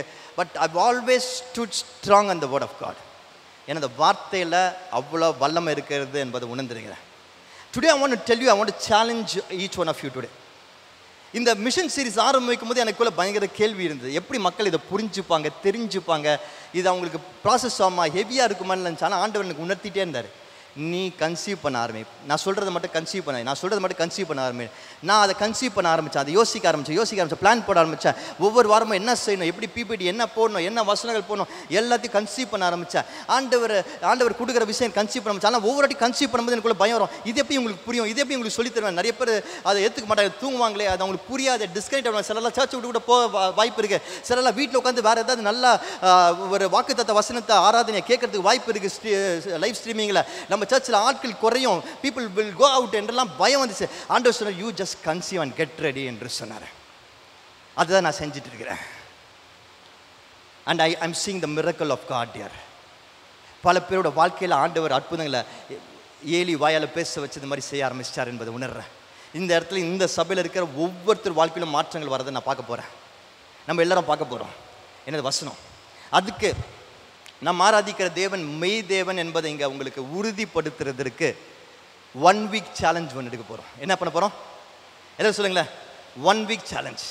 இன்னைக்கு 23rd ஜூன், ஓகே? 1 வீக், அடுத்த சண்டே என்ன டேட்டு? 30th ஜூனா? 30th ஜூனு, 30th ஜூன் எக்ஸாக்டாக 1 வீக். சனிக்கிழமையோட முடியும், இல்லை மண்டேலேருந்து வச்சுப்போம். சண்டே அடுத்த வாரம் வரும் பொழுது நீங்கள் ஒரே ஒரு விஷயம் இன்றைக்கி செய்ய போகிறீங்க. இன்றைக்கி போய் நீங்கள் கன்சீவ் பண்ண போகிறீங்க, ஆண்டவர்கிட்ட ஜெபிக்க போகிறீங்க. என்ன ஜெபிக்க போகிறீங்கன்னா, ஆண்டவரே இவ்வளோ நாள் நீங்கள் கூப்பிட்டுட்டு இருந்தீங்க, அது கேட்காம நான் என் கட்டில் போயிட்டு இருந்தேன், அதுதான் நான் கூப்பிடுதுன்னு நினச்சி போயிட்டு இருந்தேன், அதுலேருந்து நான் வெளியே வர ஆசைப்பட்றேன். நீங்கள் எனக்கு என்ன வச்சுருக்கிறீங்க சொல்லுங்கள். I am ready Lord, I want to hear you. Samuel என்ன சொல்கிறாரு, அந்த வசனம் வசிப்போமா? 4வது முறை என்ன சொல்கிறாரு? 10வது வசனம். அதுக்கு சாமுவேல் சொல்லும் அடியேன் கேட்கிறேன் என்றான். அதை தான் நம்ம செய்ய போகிறோம் இன்னைக்கு. Will pray. ஆண்டவரே நான் கேட்குறேன், சொல்லுங்க, எல்லாத்தையும் ஒதுக்கி நீங்கள் சொல்லுங்க, நான் கேட்குறேன் என்று சொல்ல போகிறோம். ஆண்டவர் நிச்சயமாக தெளிவாக நீங்கள் என்ன செய்யணும்னு பேசுவார். நல்லா கவனிச்சுக்கோங்க, நீ 10 வருஷத்தில் ஒரு பெரிய தீர்க்கதரிசியாக போகிறன்றதை அவர் சொல்ல மாட்டார். நீ அடுத்தது என்ன செய்யணும்னு சொல்லுவார் தெளிவாக. You will hear that today. அதை நல்லா கேட்பீங்க, அதை நல்லா கேட்பீங்க, புரிஞ்சுக்கோங்க, அதை அண்டர்ஸ்டாண்ட் பண்ணிங்க, அதை கன்சீவ் பண்ண ஆரம்பிங்க, யோசிக்க ஆரம்பிங்க, என்ன செய்ய போகிறீங்க யோசிக்க ஆரம்பிங்க. உங்களுக்கு இன்னும் சிம்பிளிஃபை பண்ணி ஒன்று பண்ணணும்னு ஆண்டவர் எனக்கு சொல்கிறாரு. நான் ஆண்டவர்கிட்ட கேட்டேன், ஆண்டவரே ரொம்ப கஷ்டப்படுவாங்க, இன்னும் அவங்க இன்னும் கொஞ்சம் ஹெல்ப் வேணும் ஆண்டவரே. ஆண்டவர் எனக்கு அப்போ தான் 3 விஷயத்தை செய்ய சொல்லு போதும்னு உணர்த்தினார். இந்த ஒரு வாரம் இந்த 3 விஷயத்தை செய்யுங்க.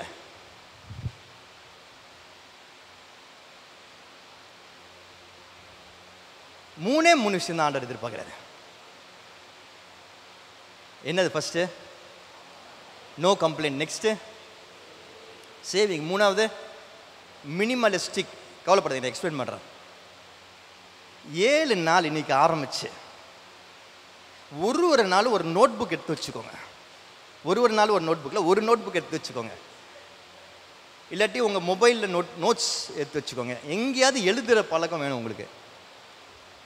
டெய்லி நைட்டு உங்களுக்கு ரிவ்யூ பண்ணி பார்க்கணும். என்னன்னா, ஃபஸ்ட்டு ஒரு சின்ன வார்த்தை கூட புலம்புறது வாயிலேருந்து வரக்கூடாது.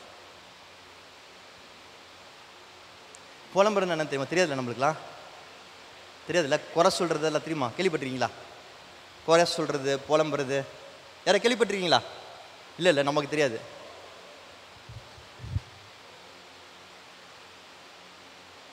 ஆரன் இருக்கானே, எங்கெல்லாம் டைமே கொடுக்க மாட்டான், பிஸியாகவே இருக்கிறான்.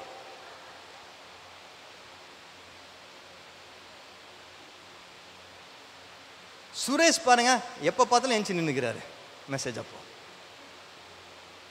இல்லை, அவர் நிற்க மாட்டார், உட்காந்து தான் இருப்பார் சும்மா. சஞ்சய் பாருங்க, இப்போலாம் என்கிட்ட பேசுறதே கிடையாது.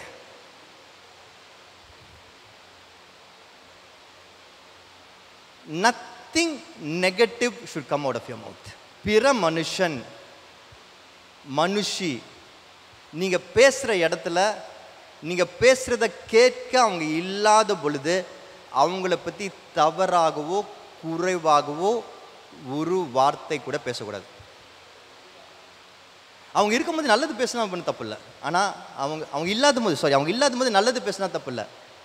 ஆனால் அவங்க இல்லாத பொழுது அவங்கள பற்றி தவறாக இன்னொரு நபர்கிட்ட பேசக்கூடாது, வாயினால் அறிக்கிடக்கூடாது. இந்த நாட்கள் இது ரொம்ப அதிகமாக இருக்கிறத பார்க்கிறேன். குறை சொல்கிறது, கம்ப்ளைண்ட் பண்ணிக்கிட்டே இருக்கிறது. இன்னொரு மனுஷன்கிட்ட போய் கம்ப்ளைண்ட் பண்ணுறது, எங்கள் பக்கத்து வீட்டுக்காரர் இப்படி இருக்கிறாரு, எங்கள் தாத்தா இப்படி இருக்கிறாங்க, எங்கள் பாட்டி இப்படி இருக்கிறாங்க, எங்கள் பிள்ளைங்க இப்படி இருக்கிறாங்க, எங்கள் அப்பா அம்மா இப்படி இருக்கிறாங்க, எங்கள் வேலை செய்கிற இப்படி, எங்கள் மேனேஜர் இப்படி இருக்கிறாங்க. ஐயா, நீங்கள் சொல்கிற ஆள் சேவியர் கிடையாது, ரட்சகர் கிடையாது. அவங்க ரட்சிக்க போகிறது கிடையாது. ரட்சகர் ஏற்கனவே ரட்சித்து விட்டார். முடிஞ்சால் அவர்கிட்ட சொல்லுங்கள், இல்லாட்டி அமைதியாக இருந்துருங்க. ஆனால் குறை மட்டும் பேசாதீங்க. ஏன் சொல்கிறேன் கேட்டுக்கோங்க. குறை பேசும்போது நீங்கள் கட்டப்படுகிறீர்கள். You are becoming tight. நான் இப்போ சொல்கிற அந்த 3 விஷயமும் நீங்கள் கட்டப்படுறதுக்கான காரியங்கள், கட்டப்படுகிறீர்கள். ஸோ 7 சேலஞ்ச் எடுக்கிறோம். ஒரு நாள் முடிக்கிறதுக்குள்ளே கஷ்டமாக தான் இருக்கும். ஆனால் நீங்கள் 3வது நாளுக்குள்ளே போகும்பொழுது உங்களுக்குள்ளே ஒரு பெரிய விடுதலை உணர்வீங்க. கான்ஷியஸாக யோசித்தே இருங்க. ஒரு வார்த்தை குறை பேச மாட்டேன். என் வாழ்க்கை ஏன் இப்படி இருக்குது, எனக்கு மட்டும் ஏன் இப்படி நடக்குது, என்னை யாரும் புரிஞ்சுக்க மாட்டுறாங்க. No negative word. புரியுதா? வலிச்சா கூட வலிக்காத மாதிரி நடிக்கணும். ஆனால் வாயிலிருந்து மட்டும் வெளியே வந்துடக்கூடாது. ஓகேயா? 2வது சேவிங்ஸ். சேவிங்ஸ் என்னது? சேவிங்ஸ் என்னதுப்பா? சேமித்தல், சேமித்து வைக்கிறது. என்ன சேமிக்க போகிறோம்? என்ன சேமிக்க போகிறோம் சொல்லுங்களேன். ஒரு நாளும் 7 நாளுக்கு ஒரு நாள் உங்களுடைய செலவு என்னன்னு தெரியுமா? யாருக்காது தெரியுமா? தெரியாதா? தெரியாத அளவுக்கு செலவு செய்கிறோம்.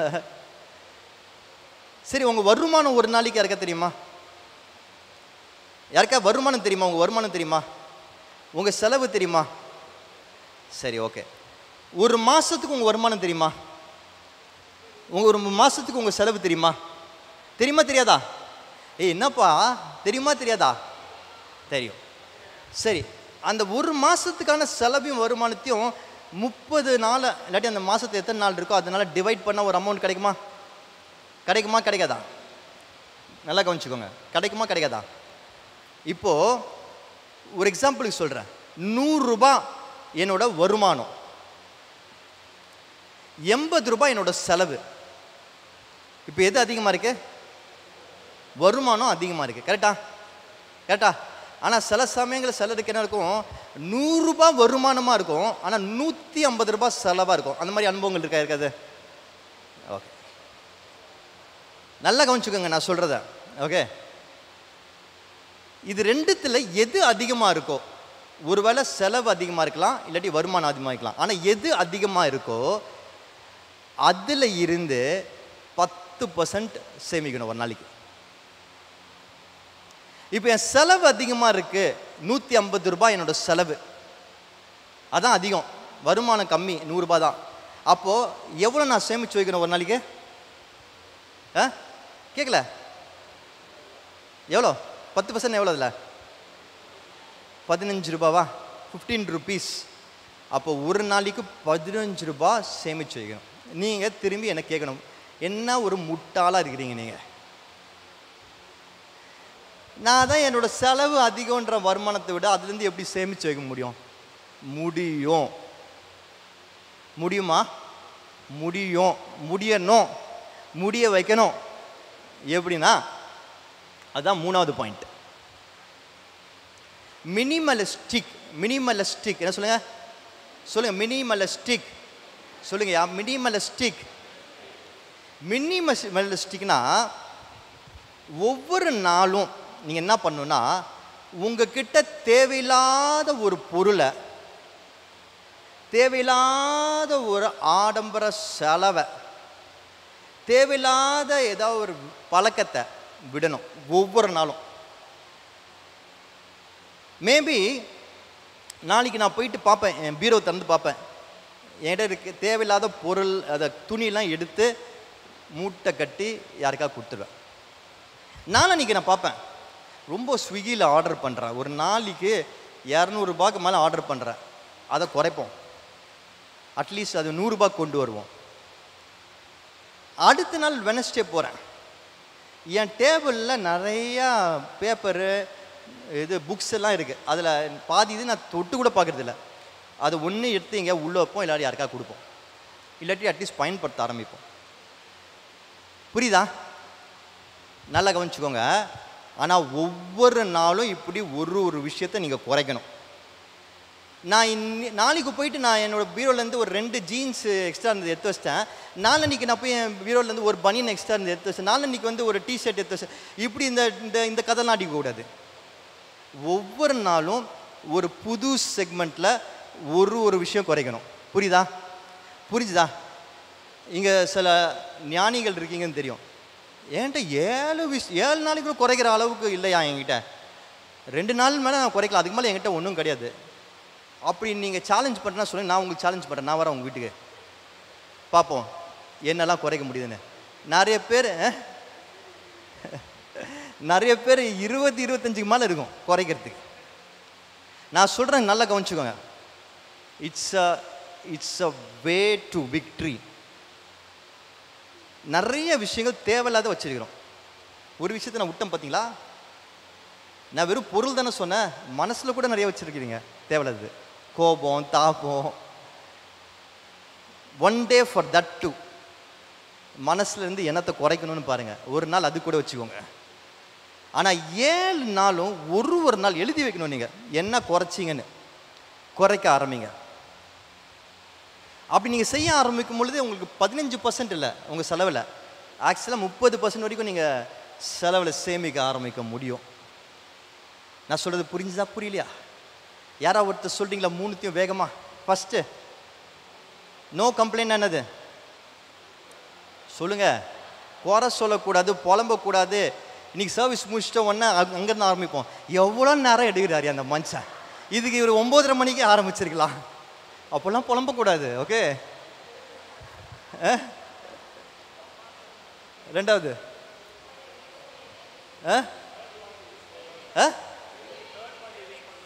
தேர்ட் பாயிண்ட் யூஸ் பண்ணுவா. ட்ரை பண்ணுறேன், நானும் ட்ரை பண்ணுறேன். நெக்ஸ்ட்டு செகண்ட் என்னது? சேவிங்ஸ். என்ன பண்ணோம்? 10% ஆஃப் வாட்? இன்கமோ எக்ஸ்பென்ஸோ எது ஜாஸ்தியோ அதில் அடுத்தது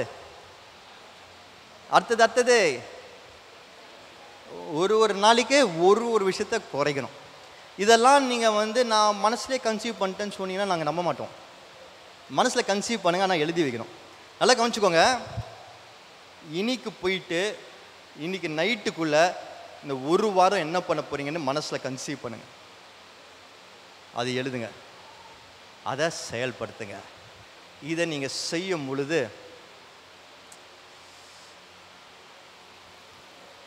விஷன் தெளிவாக உங்களுக்கு புரிய வரும். ஆண்டவர் உங்களுக்கு என்ன வச்சிருக்கிறார் என்பதை தெளிவாக கிறிஸ்டல் கிளியராக ஆண்டவர் கூப்பிடுறது கேட்கும், சொல்கிறது புரியும்.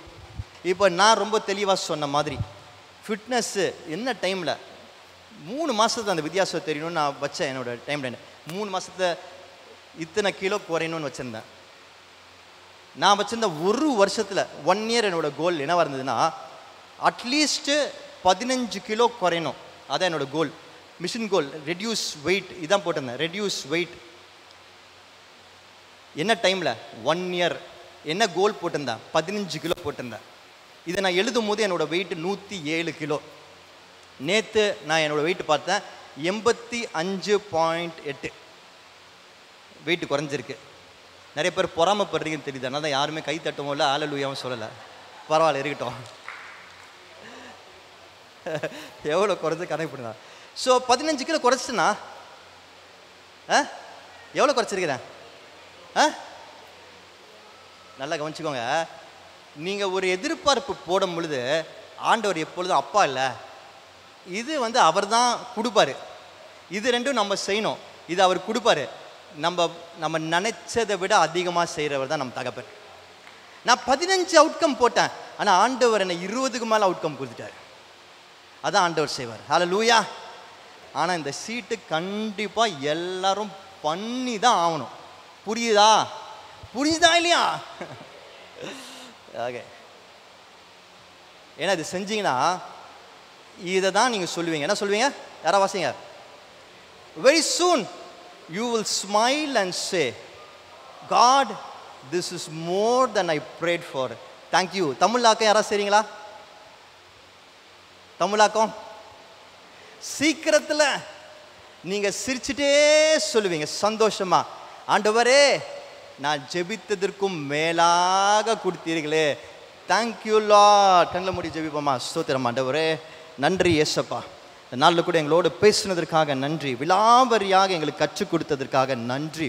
உன் வார்த்தை ஆண்டவரே இருபுறம் கூர்மையுள்ள பட்டயம், so strong and powerful that it can break through. ஆண்டவரே அப்படியாக எங்கள் வாழ்க்கையில் ஒரு பிரேக் த்ரூ வரப்போகிறதுக்காக நன்றி.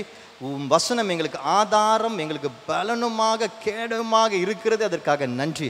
லார்ட் லெட் அ பீப்புள் ஆண்டவரே எல்லா கட்டுகளிலிருந்தும் வெளியே வரட்டும் என்று சொல்லி இயேசுவின் நாமத்தினாலே ஜெபிக்கிறேன் ஆண்டவரே.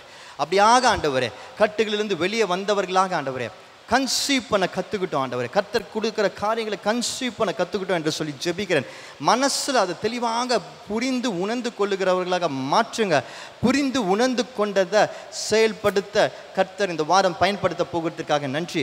இங்கே இருக்கிற ஒவ்வொருத்தரும் ஆண்டவரே இந்த நாளில் ஆரம்பித்து தெளிவாக இந்த வாரத்தை அவர்கள் ஜெயிக்க போகிறதுக்காக நன்றி சொல்லிட்டீங்க. For the victory this week ஆண்டவரே அவங்களுக்கு கொடுக்க போகிறதுக்காக நன்றி ஆண்டவரே. அப்படியாக எல்லோரையும் மறைத்துக்கொள்ளுங்க, பலப்படுத்துங்க. இயேசு நாமத்தில் ஜெபிக்கிறேன் நல்ல பிதாவே, ஆமென்.